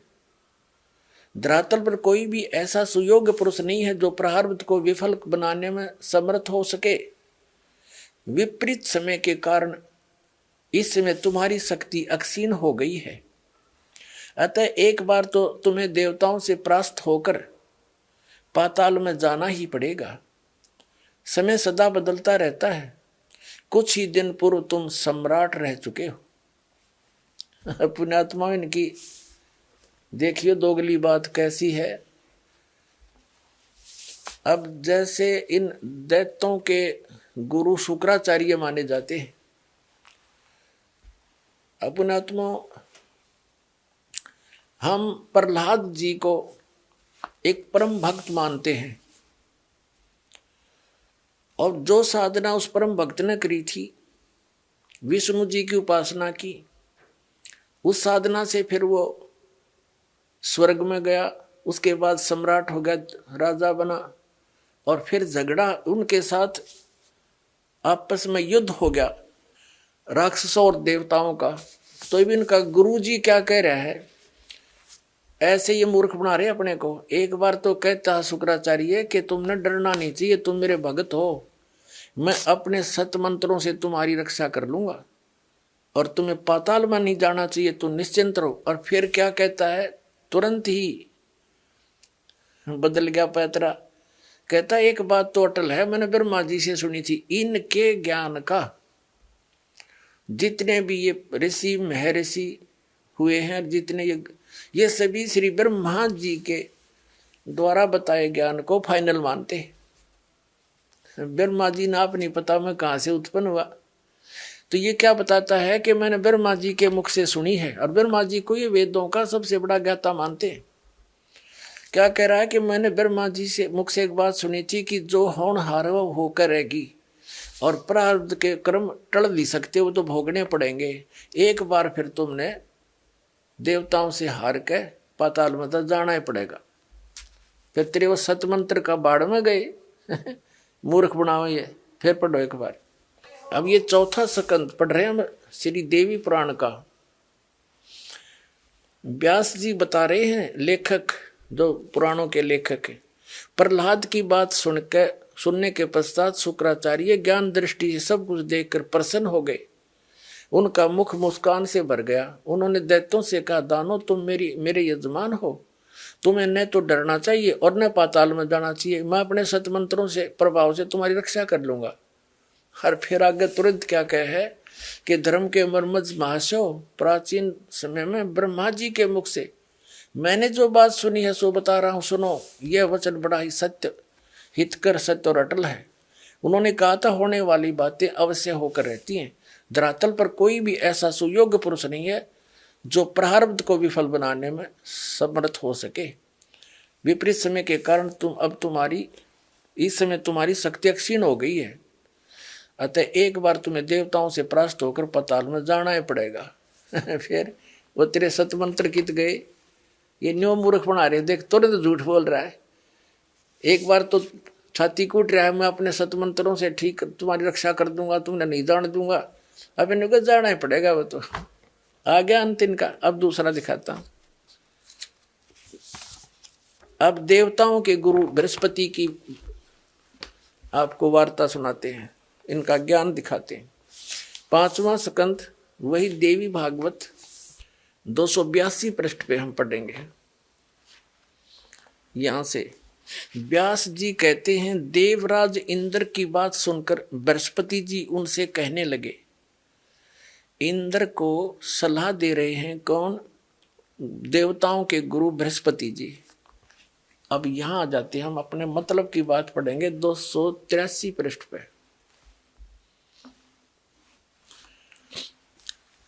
प्रारब्ध कर्म का अभाव बिना भोगे नहीं हो सकता, यह स्पष्ट है। आर्य, संपूर्ण देवता तुम्हारे सहायक हैं। तुम स्वयं भी बुद्धिमान हो, फिर भी जो होनी है वह होकर ही रहेगी, तुम उसे टाल नहीं सकते। ऐसी स्थिति में सुख और दुख की चिंता में नहीं पड़ना चाहिए। महाभाग, सुख और दुख ये दोनों कर्मशः पुण्य एवं पाप के अक्षय के सूचक हैं। अतएव विद्वान पुरुषों को चाहिए कि सुख के अभाव में भी सर्वथा आनंद का ही अनुभव करें। अतएव महाराज इस अवसर पर सुयोग्य मंत्रियों से परामर्श लेकर विधि पूर्वक यत्न करने में कटिबद्ध हो जाओ। यत्न करने पर भी जो होनहार होगा वो तो सामने आएगा ही आएगा। अब आगे इसकी देवताओं के गुरु बृहस्पति जी का भी यही नियम है यही विधान बता रहा है कि जो प्रारब्ध में लिखा हो तो भोगना ही पड़ेगा और इसको टाला नहीं जा सकता। फिर दूसरा विधान क्या बताता है कि दुख में भी सुख का अनुभव करना चाहिए। फिर पढ़िए, ये कह कि प्रारब्ध कर्मों का अभाव बिना भोगे नहीं हो सकता, ये स्पष्ट है, फाइनल हो गया। फिर क्या कहते हैं कि ऐसी स्थिति में तुम दुख की चिंता में नहीं पड़ना चाहिए। और कहते सुख और ये दुख, ये दोनों कर्म से पुण्य और पाप के अक्षय के सूचक हैं। विद्वान पुरुषों को चाहिए कि सुख के अभाव में भी सर्वथा आनंद का ही अनुभव करें। पुण्यात्माओं, इनकी बेवकूफ बातों को सुनकर दास न दुख हो है। और ये मैं ऋषि कब आगे एक तरफ तो कह रहा है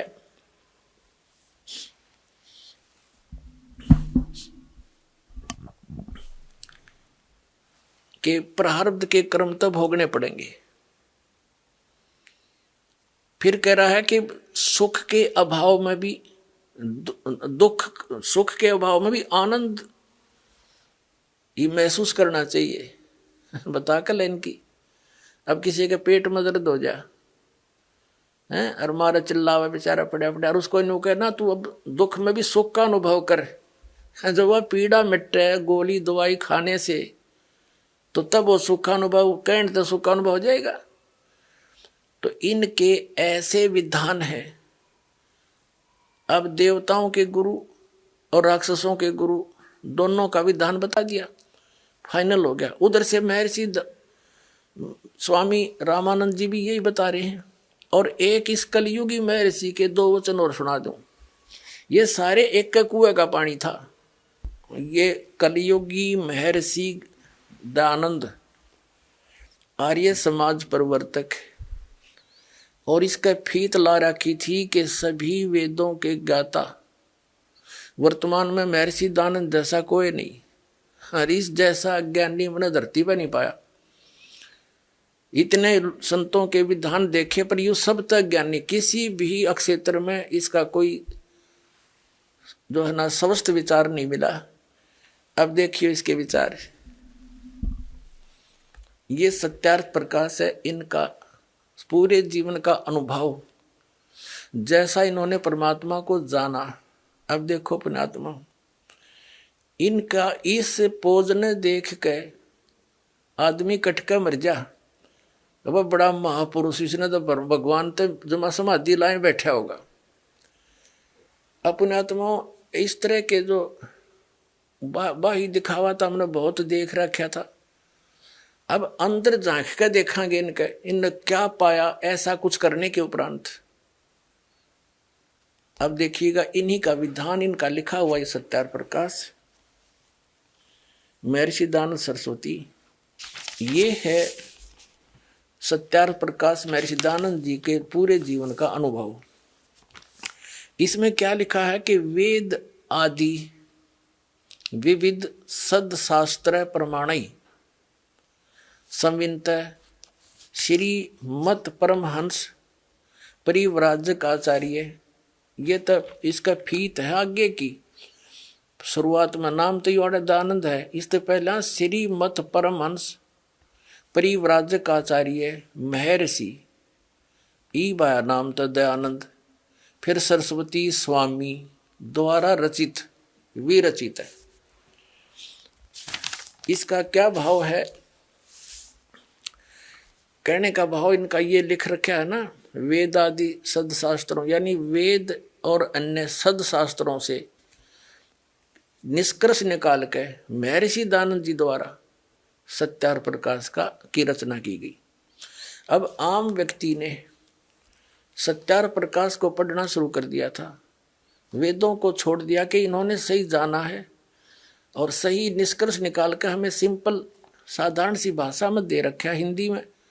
तो इस सत्यार्थ प्रकाश को शिरोधार्य मान लिया था, ये एक उपनिषद का रूप धारण कर लिया था इसने। दास ने भी इसको इसी दृष्टिकोण से पढ़ा था कि इस महापुरुष के भी वचन यदि परमात्मा के वचनों के समर्थक मिल गए तो बहुत सुविधा मिलेगी मुझे जनसाधारण को भगवान की पहचान बताने में। जब इसको पढ़ा तो इसका तो कहीं पर भी सिर पैर भी ठीक नहीं पाया, और फिर ये जनता के सामने इसकी पोल खोलनी पड़ी, ना तो धोखे में रह जाते। अब देखो 7वें समोल्लास में आपको दिखाते हैं। इसके तो एक पृष्ठ पे कई विधान फेल हो जाते हैं। सत्यार प्रकाश है, 7वां समोल्लास, 7वां समोल्लास। किसी ने पूछा प्रश्न, ईश्वर साकार है व निराकार? महर्षि दयानंद उत्तर देते निराकार है। ठीक है। किसी ने प्रश्न किया कि परमेश्वर की स्तुति प्रार्थना उपासना करनी चाहिए व नहीं? उत्तर महर्षि दयानंद का करनी चाहिए। प्रश्नकर्ता कहता है क्या स्तुति आदि करने से ईश्वर अपना नियम छोड़ स्तुति प्रार्थना करने वाले का पाप छुड़वा देगा? महर्षि दयानंद कहता नहीं। प्रश्नकर्ता कहता तो फिर स्तुति प्रार्थना क्यों करना, किस लिए करें भाई, जब पाप नहीं छुड़ा सकता। अब कोई न्यू कहे कि क्या साबुन कपड़े का मैल छुड़वा देगा?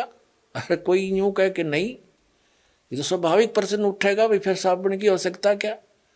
यदि परमात्मा पाप नाश नहीं कर सकता तो स्तुति भक्ति की आवश्यकता क्या? प्रश्न करना सही, प्रश्न करता सही प्रश्न कर रहा है, लेकिन ये अज्ञानी क्या बोल रहा है देखिए। क्या स्तुति आदि करने से ईश्वर अपने नियम छोड़कर स्तुति प्रार्थना करने वाले यानी भगत के पाप छुड़वा देगा? स्वामी जी कहता नहीं, मेरी सिद्धांत कहता नहीं। प्रश्नकर्ता कहता तो फिर स्तुति प्रार्थना क्यों करना? स्वामी जी का उत्तर, उनके करने का फल और है, अन्य ही है। प्रश्नकर्ता कहता क्या है? स्वामी दयानंद जी कहते हैं स्तुति से ईश्वर में प्रीति, उसके गुण कर्म स्वभाव से अपने गुण कर्म स्वभाव का सुधरना, प्रार्थना से निरभिमानता उत्साह और साहे का मिलना, उपासना से परब्रह्म से मेल और उसका साक्षात्कार होना। वाह रे, ये इसी ऐसी बकवाद तो आदमी महामूर्ख बोल सकता है जो इन्होंने बोली है। पहले पर 154 पृष्ठ पे कह रहा है भगवान निराकार है, यहाँ कह रहा है उसका पाप तक कटे नहीं भक्ति तय और उसका साक्षात्कार हो जाएगा। बता, जिसके पाप नहीं कटे अपराधी व्यक्ति है और वो भगवान से मिल लेगा, और साक्षात्कार तो साकार का होता है, निराकार का होगा कैसे? अब पुण्यात्मा इस दास के सामने यह समस्या आ रही है, मैं सारी साची कहूं, मेरे वाली जस्ती नहीं, हरि ने सारी झूठ बोल रखी है फटोरी। तो अब इस ज्ञान से ही ये रेग मार लगेगा, प्रमाण दिखाए जाएंगे, ये क्या बोलते हैं, हमारे सदग्रंथ क्या बताते हैं। तो ये अज्ञानी से हो जाएंगे सारे, कि ये मूर्ख बना रहे थे अपने को, इनको कुछ भी ज्ञान नहीं था। फिर हम इन तट जाएंगे, अपना सही रास्ता पकड़ देंगे। इतनी सी बात है दास की, और किसी की मान हानि करना या किसी को ऊंचा नीचा करना कोई उद्देश्य नहीं, क्योंकि ये दास भी टीचर है और ये भी आध्यात्मिक टीचर कब थे। एक अध्यापक ने कोई प्रश्न गलत हल कर रखा है और उसको बच्चे याद कर रहे हैं, दूसरा टीचर आता है, उसका कर्तव्य बनता है कि उस गलत प्रश्न को ठीक करावे ताकि उन बच्चों का भविष्य उज्जवल हो। और उस टीचर का कोई विरोध करता है जो सही मार्ग, सही रास्ता और सही प्रश्न हल कर रहा है, तो कौन होगा? क्या वो हितैषी हो सकता है बच्चों का? वो तो शत्रु होगा जो उस टीचर का विरोध करे जो सही हल करके दे रहा है। उसके दो प्रकार के कर सकते हैं, एक तो वो जिन्होंने वो गलत पुस्तक छाप कर बेच कर रोजी रोटी चला रहे, वो विरोधी हो सकते हैं कि तुम्हारा क्या होगा। या दूसरा केवल उनको मूर्ख बनाकर आचार्य शंकर बनकर उनके ऊपर शंकराचार्य आचार्य बनकर उनसे पैसे इकट्ठे कर रहा होगा मूर्ख बना के। तो करते रहो। दास ने तो साची कहने का ठेका ले रखा है, चाहे कुछ भी हो, ये पूरा ज्ञान विश्व में फैलेगा, भगवान का आदेश है, दास के साथ है परमात्मा, और ये सफल हो रहा है। अब देखिएगा यहाँ इसी 7वें समोल्लास के 163 पृष्ठ पे और क्लियर क्रैश दयानंद जी ने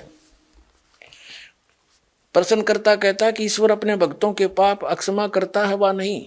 महर्षि दयानंद कहता नहीं, क्योंकि जो पाप अक्षमा करे तो उसका न्याय नष्ट और सब मनुष्य महापापी हो जाएं, क्योंकि उनको पाप करने में उत्साह निर्भयता हो। जैसे कोई राजा अपराधियों के पाप क्षमा करे तो वे अधिक अधिक अपराध पाप करने लगे, और जो अपराध नहीं करता वह भी अपराध करने लगे से न डरेगा। इसलिए सब कर्मों का यथावत फल देना ईश्वर का काम है, अक्षमा करना नहीं। स्पष्ट कर दिया।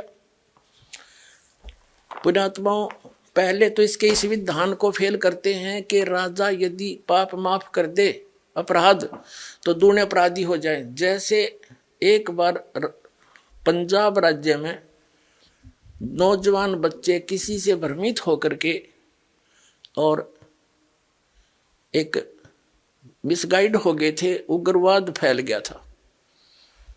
तो सरकार ने एक फैसला, एक आदेश जारी किया था कि जो मुख्य धारा में आ जाएगा बच्चा, पहले गलती होगी सो होगी किसी के धोखे भ्रमित करने से, तो उनके सब अपराध क्षमा कर दिए जाएंगे और वो सही नागरिक बनकर रहेगा।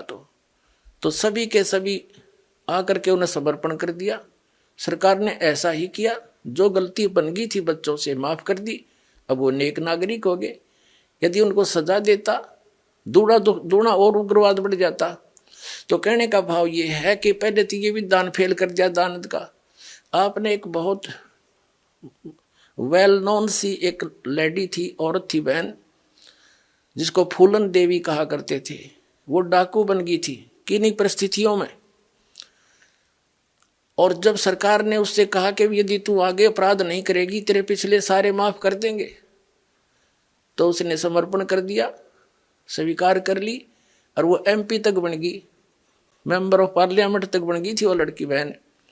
तो पहले तो इस दयानंद की मोटी बुद्धि यहाँ फेल होगी, जो ये कहता है कि राजा ऐसे कर दे वैसा, उसको कैसे और अपराध करने लग जाएंगे। नहीं, ये परमात्मा का विधान है। जैसे गलती से बगैर ज्ञान के आपने जो गलतियां कर दी वो माफ करेगा, आगे सतर्क कर दिया जाएगा, ऐसा ज्ञान दिया जाएगा कि फिर से ऐसी गलती ना करना, फिर ये दुख आपको फिर हो जाएंगे, तो फिर ऐसी गलती कोई नहीं करता।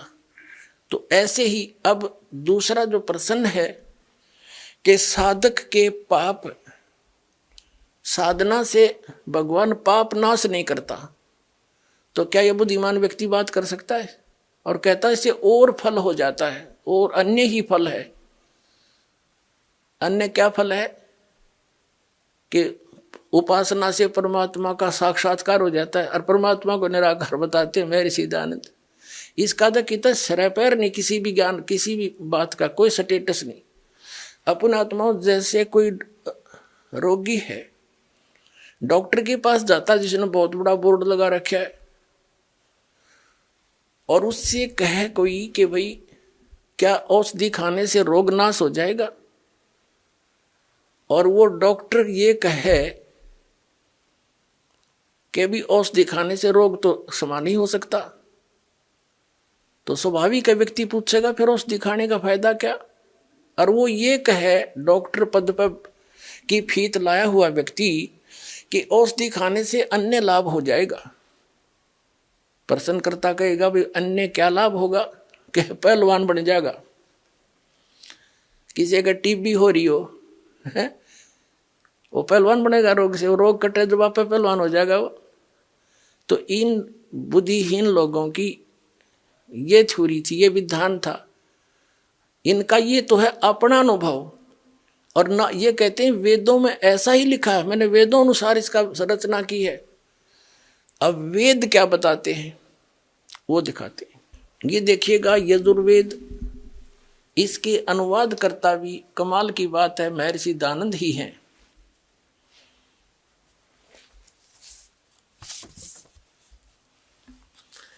इसके अनुवाद करता भी महर्षि दयानंद हैं। प्रकाशक हैं सार्वदेशी कार्य प्रतिनिधि सभा 2/5 महर्षि दयानंद भवन रामलीला मैदान नई दिल्ली।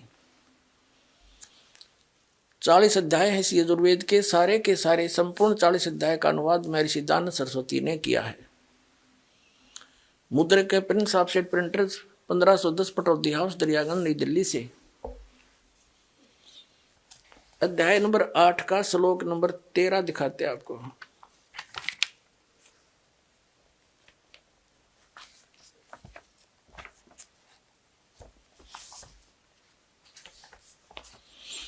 ये है अष्टमा अध्याय 8वां अध्याय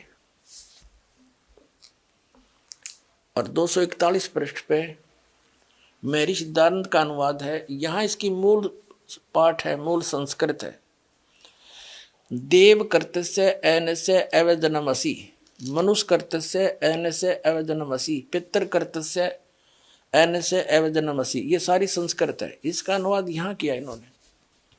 ये 241 पे हमने पढ़ा, अच्छी तरह देख लो, कोई नहीं सोचा दूसरा पृष्ठ दिखा गया होगा। ये 242 पे यहाँ इसने क्या कहा है कि हे सबके उपकार करने वाले मित्र आप, दान देने वाले के एनस्य शब्द देखो हम, क्योंकि देवनागरी लिपि हम आसानी से पढ़ सकते। एनस्य माने अपराध, एनस्य माने अपराध कहो, पाप कहो। एनस्य माने ये स्वयं पाप भी लिख रहा है, अपराध कहो चाहे पाप कहो। अपराध के विनाश करने वाले हो, साधारण मनुष्यों के किए हुए। एनस्य माने अपराध के विनाश करने वाले हो। विनाश कहो, अक्षमा कहो, नाश कहो। अब यहां इसने थोड़ी सी हेराफेरी कर दी, मित्र लिख दिया। अपने आत्माओं, जो श्रद्धालु सत्यार प्रकाश को पढ़ते हैं, उन्होंने ये तो फाइनल कर रखा है कि भगवान कुछ नहीं कर सकता, पाप नाश नहीं कर सकता, क्योंकि महर्षि सिद्धानंद ने वेद निष्कर्ष सत्यार प्रकाश में लिख दिया। तो फिर वो इसको पढ़ने लगे, वेदों को, उसके अनुवाद को। उन्होंने देखा है तो मित्र के बारे में लिख रखा है, किसी ने ध्यान नहीं दिया। जो यहाँ तो पाप नाश का लिखा है। अब पाप मित्र, दान करने वाले के पाप के नाश करेगा बता, तो भगवान ने का जिक्र है। तो इसने इसका भी समाधान कर रखा, दयानंद जी ने, दिखाते हैं। अब हम सत्यार्थ प्रकाश को पुनः उठाते हैं। इसमें से मित्र शब्द के बारे में इन्होंने क्या कहा है वो दिखाते हैं। ये प्रथम समोल्लास में इसने भगवान के नामों का उल्लेख किया है। 18 पृष्ठ पे क्या कहा है, इसमें इसने कहा है कि हे जो सबसे स्नेह करे, सबको प्रीति करने योग्य है, वह परमेश्वर सबका सच्चा मित्र है। इससे परमेश्वर का नाम मित्र है। अब ये सिद्ध हो गया कि जहां इसने वेदों में मित्र शब्द प्रयोग किया है वो परमेश्वर का बोध है। पुण्यात्माओं, जो क्रोथा कांड हुआ है ये इसी का परिणाम था कि इनकी पोल खोल दी और दयानंद की जो वो महर्षि वाला जो फीत थी वह उतार के धर दी दास ने। पुण्यात्माओं, एक थोड़ी सी कथा सुनाता हूँ यहाँ पर। पहले ये कंसेप्ट क्लियर कर दूं फिर सुनाऊंगा। अब ये तो एक बार ना, ये क्रोथा कांड जो कारण हुआ था, इस दास ने जब सत्यार प्रकाश को पढ़ा, देखा, वेदों से मेल किया, तो ये सारा फेल पाया। वेद परमात्मा को साकार बताओ, मनुष्य दृश्य बताओ, भगवान को अयो निराकार बतावे। वेद एक देशीय बताओ कि एक स्थान पर रहता, यूं कहे कि एक स्थान पर भगवान रहता ही नहीं। तो वेदों को समझा कहाँ से इसने, अज्ञानी ने। और महर्षि कौन सी साइड तो हो गया यो। बड़ा दुख हुआ। समाचार पत्रों में लेख लिखने शुरू किए क्रोथा आश्रम से। वो इनको पता लगा, इनके अनुयायी कहने लगे देखो ये क्या लिख रहा है। उन्होंने सब मेल किया तो उन्होंने प्रति उत्तर दिया कि रामपाल को संस्कृत नहीं आती और ये झूठ बोल रहा है, ये दयानंद के गूढ़ रहस्यों को समझ नहीं रहा।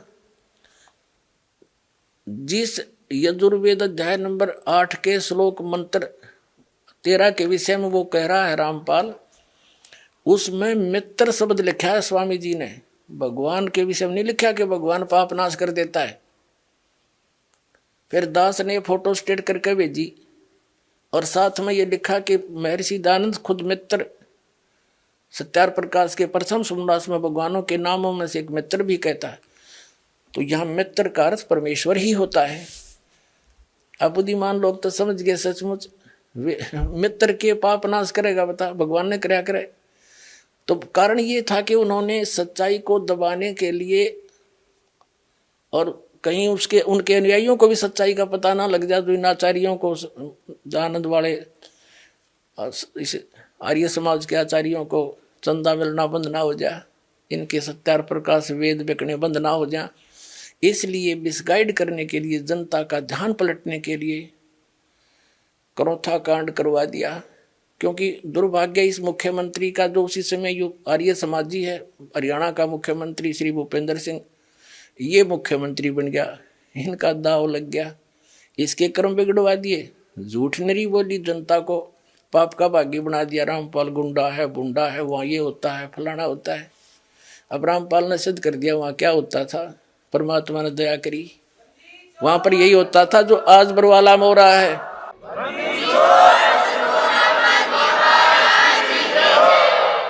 तो पुण्यात्माओं, इन्होंने ऐसा जुल्म कर रखा है, ये हितैषी नहीं है किसी जनता के, हितैषी होते स्वीकार करते कि सच्चे गलती हो रही है, और प्रमाण दिखा रहा हूं फिर भी ना मानने देते, तो इन जैसे तो दुष्ट हो ही नहीं सकते धरती पे। ये आचार्य क्या आचार्य है फिर, ये जो सच्चाई को जनता से दूर रखने के लिए जुल्म करवा दिया, हमें जेल भिजवा दिया, झूठा मुकदमा बनवा के और भक्तों को सताया, इनका बहुत बुरा होगा इनका अंत में।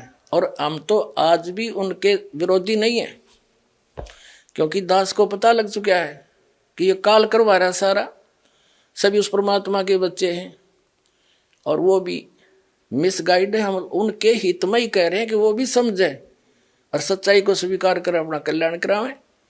हम तो उस विधान का पालन करने वाले हैं कि जो तोकू काटा बोए वाह को बो तू फूल, और तोहे फूल के फूल हैं उसको है त्रिशूल। हम उनका आज भी बुरा नहीं सोचेंगे, क्योंकि हमारे भगवान का आदेश है, उनकी करनी उन्हें आप मिलेगी जिसा उन्हें कर रखे, और भगवान के चरणों में आ जाएंगे तो उनका कल्याण उनका भी हो जाएगा, क्योंकि वो सब उसी के बच्चे हैं। इतनी सी बात। अब देखिएगा, अब हम फिर आते हैं यजुर्वेद अध्याय नंबर 8 के श्लोक मंत्र नंबर 13 पर। ये 8वां अध्याय है और ये 13 नंबर मंत्र यहाँ से स्टार्ट होता है।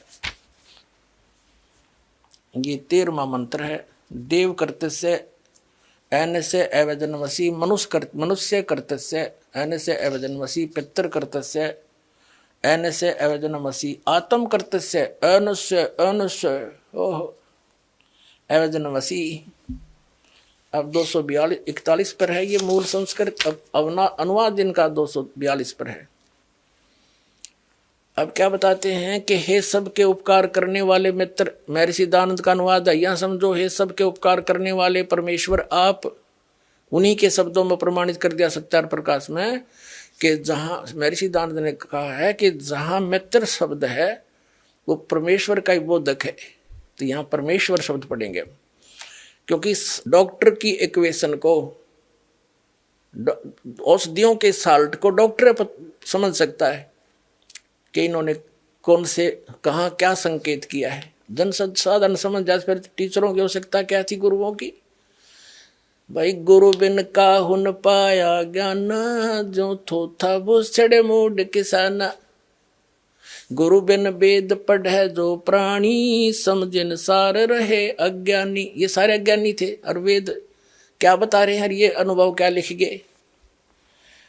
अब देखो, अगर ये जरा सी बुद्धि रखता दयानंद जी, तो सत्यार्थ प्रकाश वेदों का इसने अनुवाद किया खुद करने वाला, तो सत्यार्थ प्रकाश में सेट कर देता। नहीं, इन्होंने केवल लोक वेद को आधार माना, जिस कारण से वेदों को भी अनदेखा कर दिया। अब इसमें स्पष्ट अपने कर कमलों से लिख रहा है कि परमात्मा पाप नहीं काट, परमात्मा घोर पाप भी काट सकता है, वेद ये कहते हैं। और ये सभी ऋषि नकली आपके समझ कर दिया कि प्रारब्ध तब भोगना ही पड़ेगा। और पाप क्या किए हो, प्रारब्ध के तो पाप होते हैं जो दुखदायी होते हैं, जो संचित मुद्दा रखे उनकी तो बाद में लेखा होगा, देखी जाएगी जब होगा।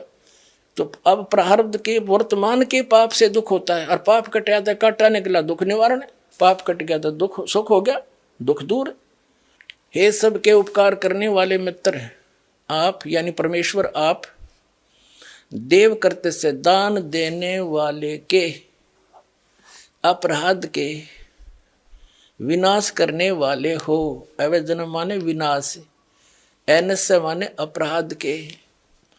मनुष्य कर्तस्य, मनुष्य के साधारण मनुष्यों के भी किए हुए अनुष्य अपराध यानी पाप के विनाश करने वाले हो। अवजनम।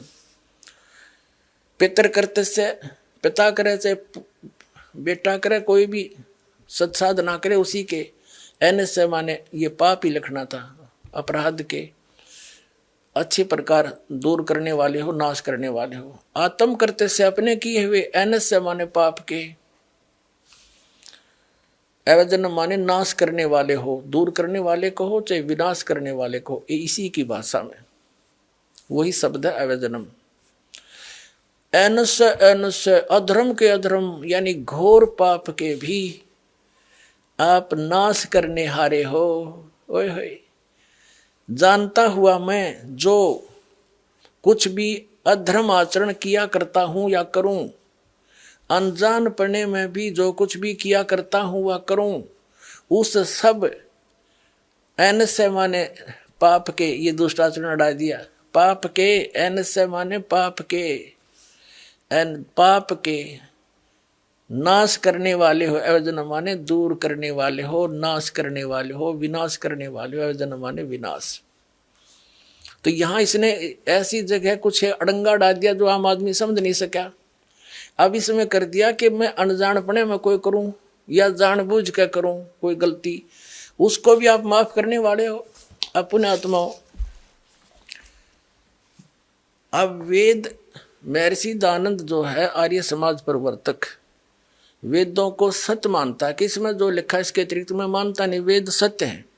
और इन्होंने इसने पीछे अपना विधान भी लिखा है कि वेद सत्य विद्याओं का पुस्तक है।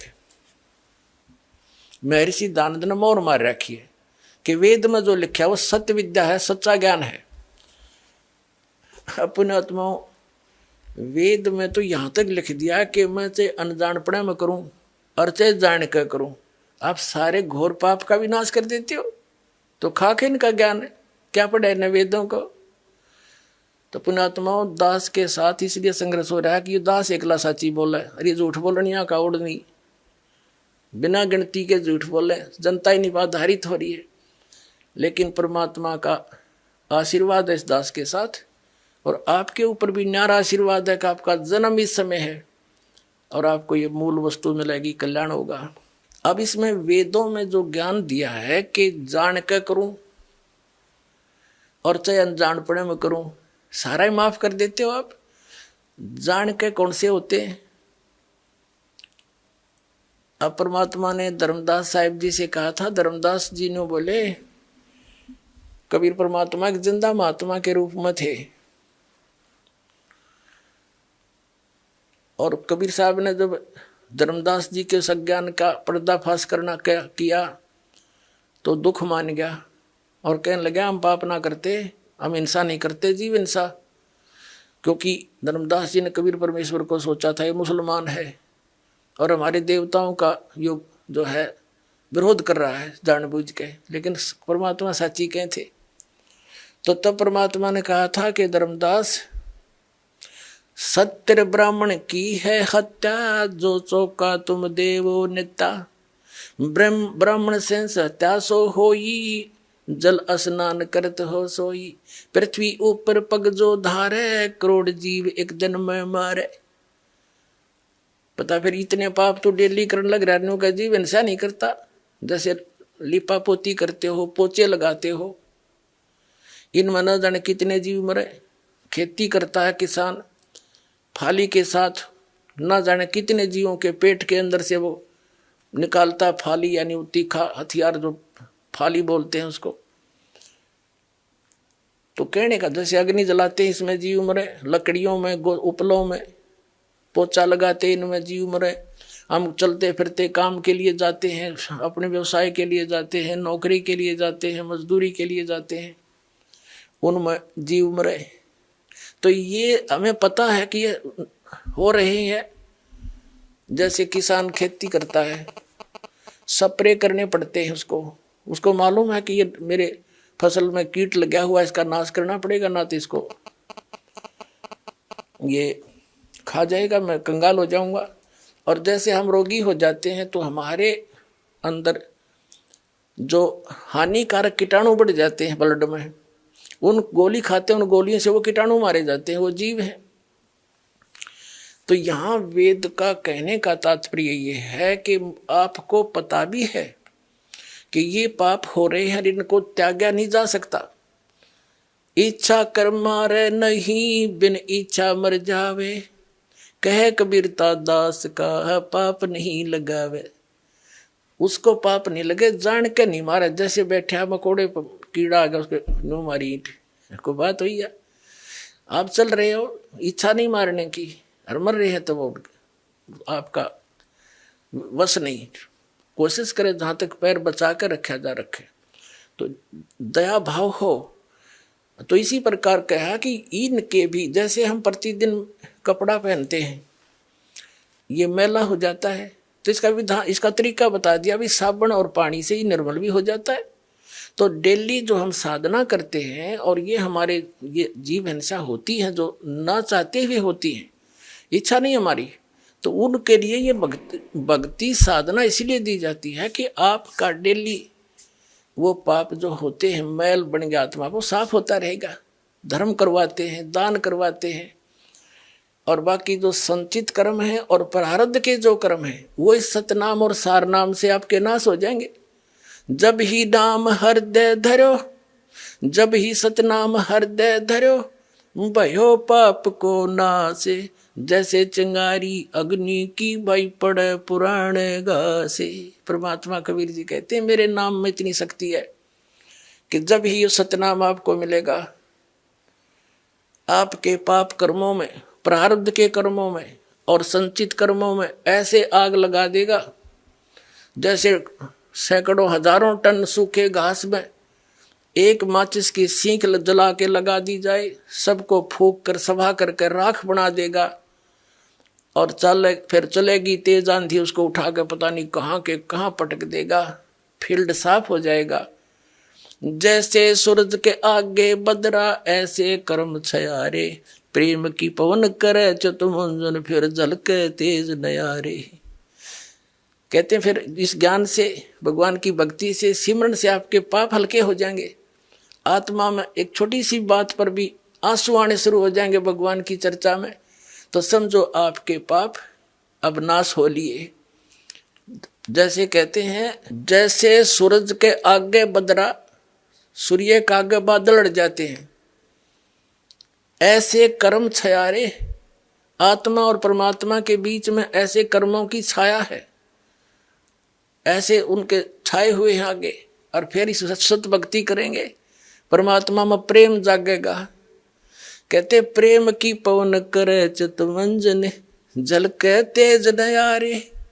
प्यार जागेगा मालिक के प्रति, तो समझो आपके वो पाप के बादल छट चुके हैं। जैसे तेज हवा चलती है, बादलों को इधर उधर चित्र बितर कर देती है, सूर्य फिर साफ दिखाई देता है, ऐसे आपके पाप कर्मों के बादल इस सतनाम और इस भक्ति से ऐसे छट जाएंगे। फिर आपकी आत्मा में परमात्मा की न्यारी कसक पैदा होगी। दर्शकों, आज हमने जाना कि किस तरह हमारे धर्म गुरु अपने धर्म ग्रंथों का सही ज्ञान नहीं समझ पाए हैं, और इसके कारण समाज में कितनी भ्रांतियां और अंधविश्वास फैले हुए हैं। संत रामपाल जी महाराज ने धर्म ग्रंथों के सही ज्ञान को प्रस्तुत कर हमें सच्चे आध्यात्मिक मार्ग पर चलने की प्रेरणा दी है। उनका संदेश साफ है कि केवल शास्त्रानुकूल भक्ति से ही आत्म कल्याण संभव है। आइए हम सभी मिलकर सही ज्ञान को समझें और उसे अपनाकर अपने जीवन को सफल बनाएं। धन्यवाद। आइए अब हम उन श्रद्धालुओं के अनुभव जानते हैं जो जगत गुरु तत्वदर्शी संत रामपाल जी महाराज जी से दीक्षा प्राप्त कर चुके हैं तथा उनके द्वारा बताए गए भक्ति मार्ग पर चल रहे हैं। सर नमस्कार। नमस्कार सर। सर क्या नाम है आपका? मेरा नाम गजराज सिंह है सर। गजराज जी कहाँ से आए हैं आप? मैं मारुति कुंज गुड़गांव से आया हूँ सर। सर ये जो समागम मनाया जा रहा है, इसके बारे में आपके क्या विचार हैं? सर आज के दिन गरीबदास जी का बोध दिवस मनाया जाता है। पूर्ण परमात्मा कबीर साहिब जिंदा बाबा के रूप में नला नामक खेत में संत गरीबदास जी को मिले थे और उनको वहाँ से सतलोक ले गए थे और सतलोक में उनका अपना पूरा लोक दिखाया था। और वहाँ पर फिर सतलोक में आने के बाद संत गरीबदास जी महाराज ने वहाँ का पूर्ण वर्णन यहाँ पे किया था। गरीबदास जी महाराज ने अपने इस समूचे ज्ञान को अपनी दिव्य दृष्टि से देख करके पूरा का पूरा अमर ग्रंथ साहिब में उद्धृत किया है, लिखवाया है। और वो उनकी वाणी इतनी प्रबल है और इतनी शक्तिशाली है कि जब उनकी वाणी का पाठ होता है उससे आसपास के जीव जंतु, पशु पक्षी, पेड़ पौधे, उन सब पर असर होता है। तो हम तो मनुष्य हैं, हम पर तो बहुत ज़्यादा असर उसका होता है और हमारे समूचे पाप उससे नष्ट होते हैं। सर, संत रामपाल जी महाराज से नाम दीक्षा लेने के बाद आपको क्या लाभ मिले?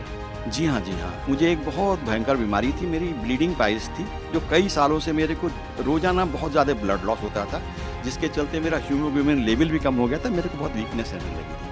ये जैसे ही मैंने संत रामपाल जी महाराज जी से दीक्षा ली और उनके दिए हुए मंत्रों के जाप किए, उसके तुरंत बाद बहुत ही कम समय में मेरी बीमारी ठीक हो गई और मैं पूर्णतः स्वस्थ हो गया। उसके बाद फिर मैं डॉक्टर को कंसल्ट करा, मैंने आरबी हॉस्पिटल के one of the best surgeon को मैंने कंसल्ट करा।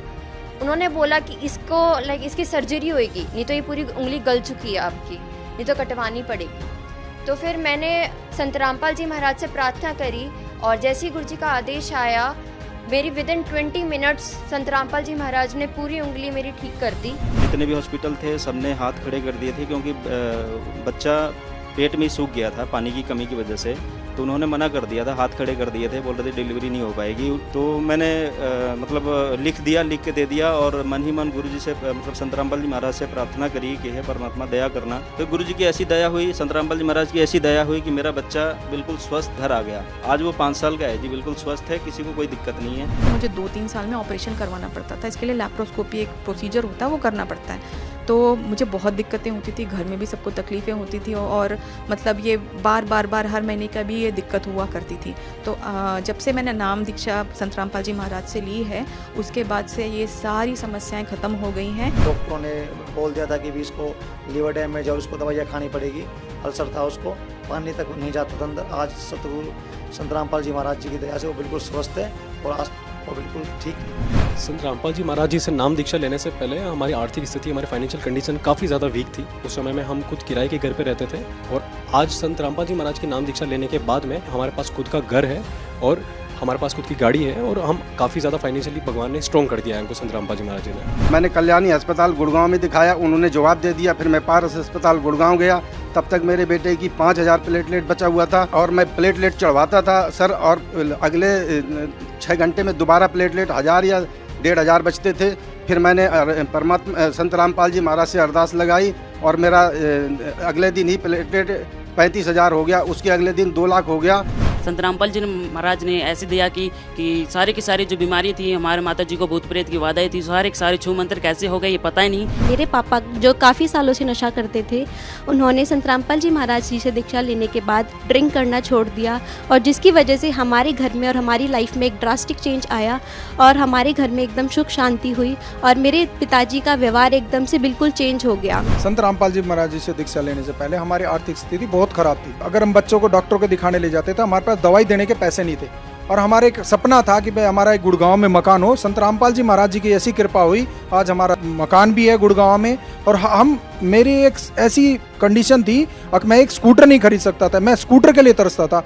परमात्मा संत रामपाल जी महाराज जी की ऐसी कृपा हुई, आज मेरे पास गाड़ी है और परमात्मा ने मेरे को जॉब करते करते ऐसी कृपा करी है संत रामपाल जी महाराज जी की दया से। आज मैं एक ट्रांसपोर्टर हूँ और मेरे बहुत अच्छा बिजनेस है। सर, मेरे को एक बार कंपनी में गया हुआ था तो कंपनी में मेरे को 445 वोल्ट का झटका लग गया, उसमें मैं बेहोश हो गया और बेहोश होने के बाद में सभी लोग इकट्ठा हो गए। सभी कर्मचारी इकट्ठा होने के बाद में मेरे पैर हाथ सब दबाने लगे, मेरा हाथ काम नहीं कर रहा था। उसके बाद में मूर्छित अवस्था में ही मेरे को गुरु जी की बात याद आई, संत रामपाल जी महाराज जी की, कोई भी विपत आवे तो आप जो मंत्र दिया हूँ उस मंत्र को करना।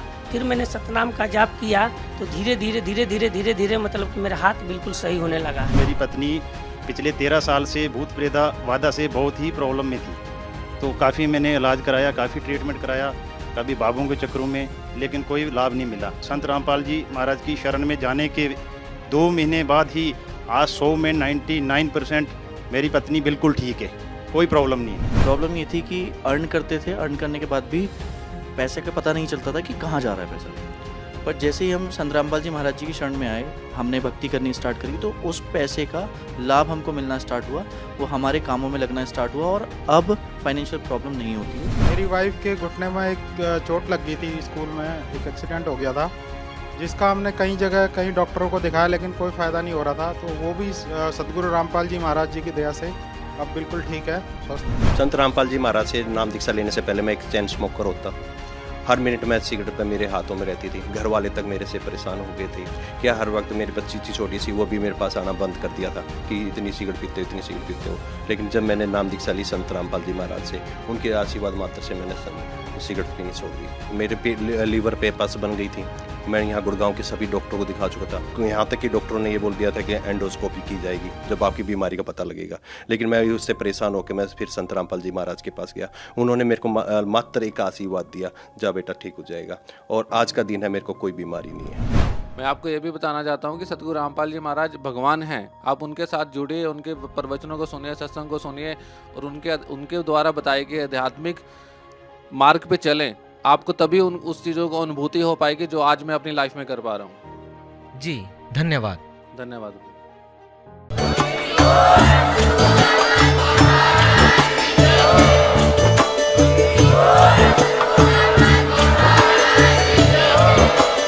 आप सुन रहे थे जगत गुरु तत्वदर्शी संत रामपाल जी महाराज जी के मंगल प्रवचन। अधिक जानकारी के लिए विजिट कीजिए हमारी वेबसाइट www.jagatgururampalji.org। संत रामपाल जी महाराज जी के शुभ आशीर्वाद से पूरे विश्व भर में 500 से भी ज्यादा नाम दीक्षा केंद्र हैं, जिन पर संत रामपाल जी महाराज जी द्वारा ऑनलाइन निशुल्क नाम दीक्षा दी जा रही है। अपने नजदीकी नाम दीक्षा केंद्र का पता करने के लिए संपर्क करें 8222880541।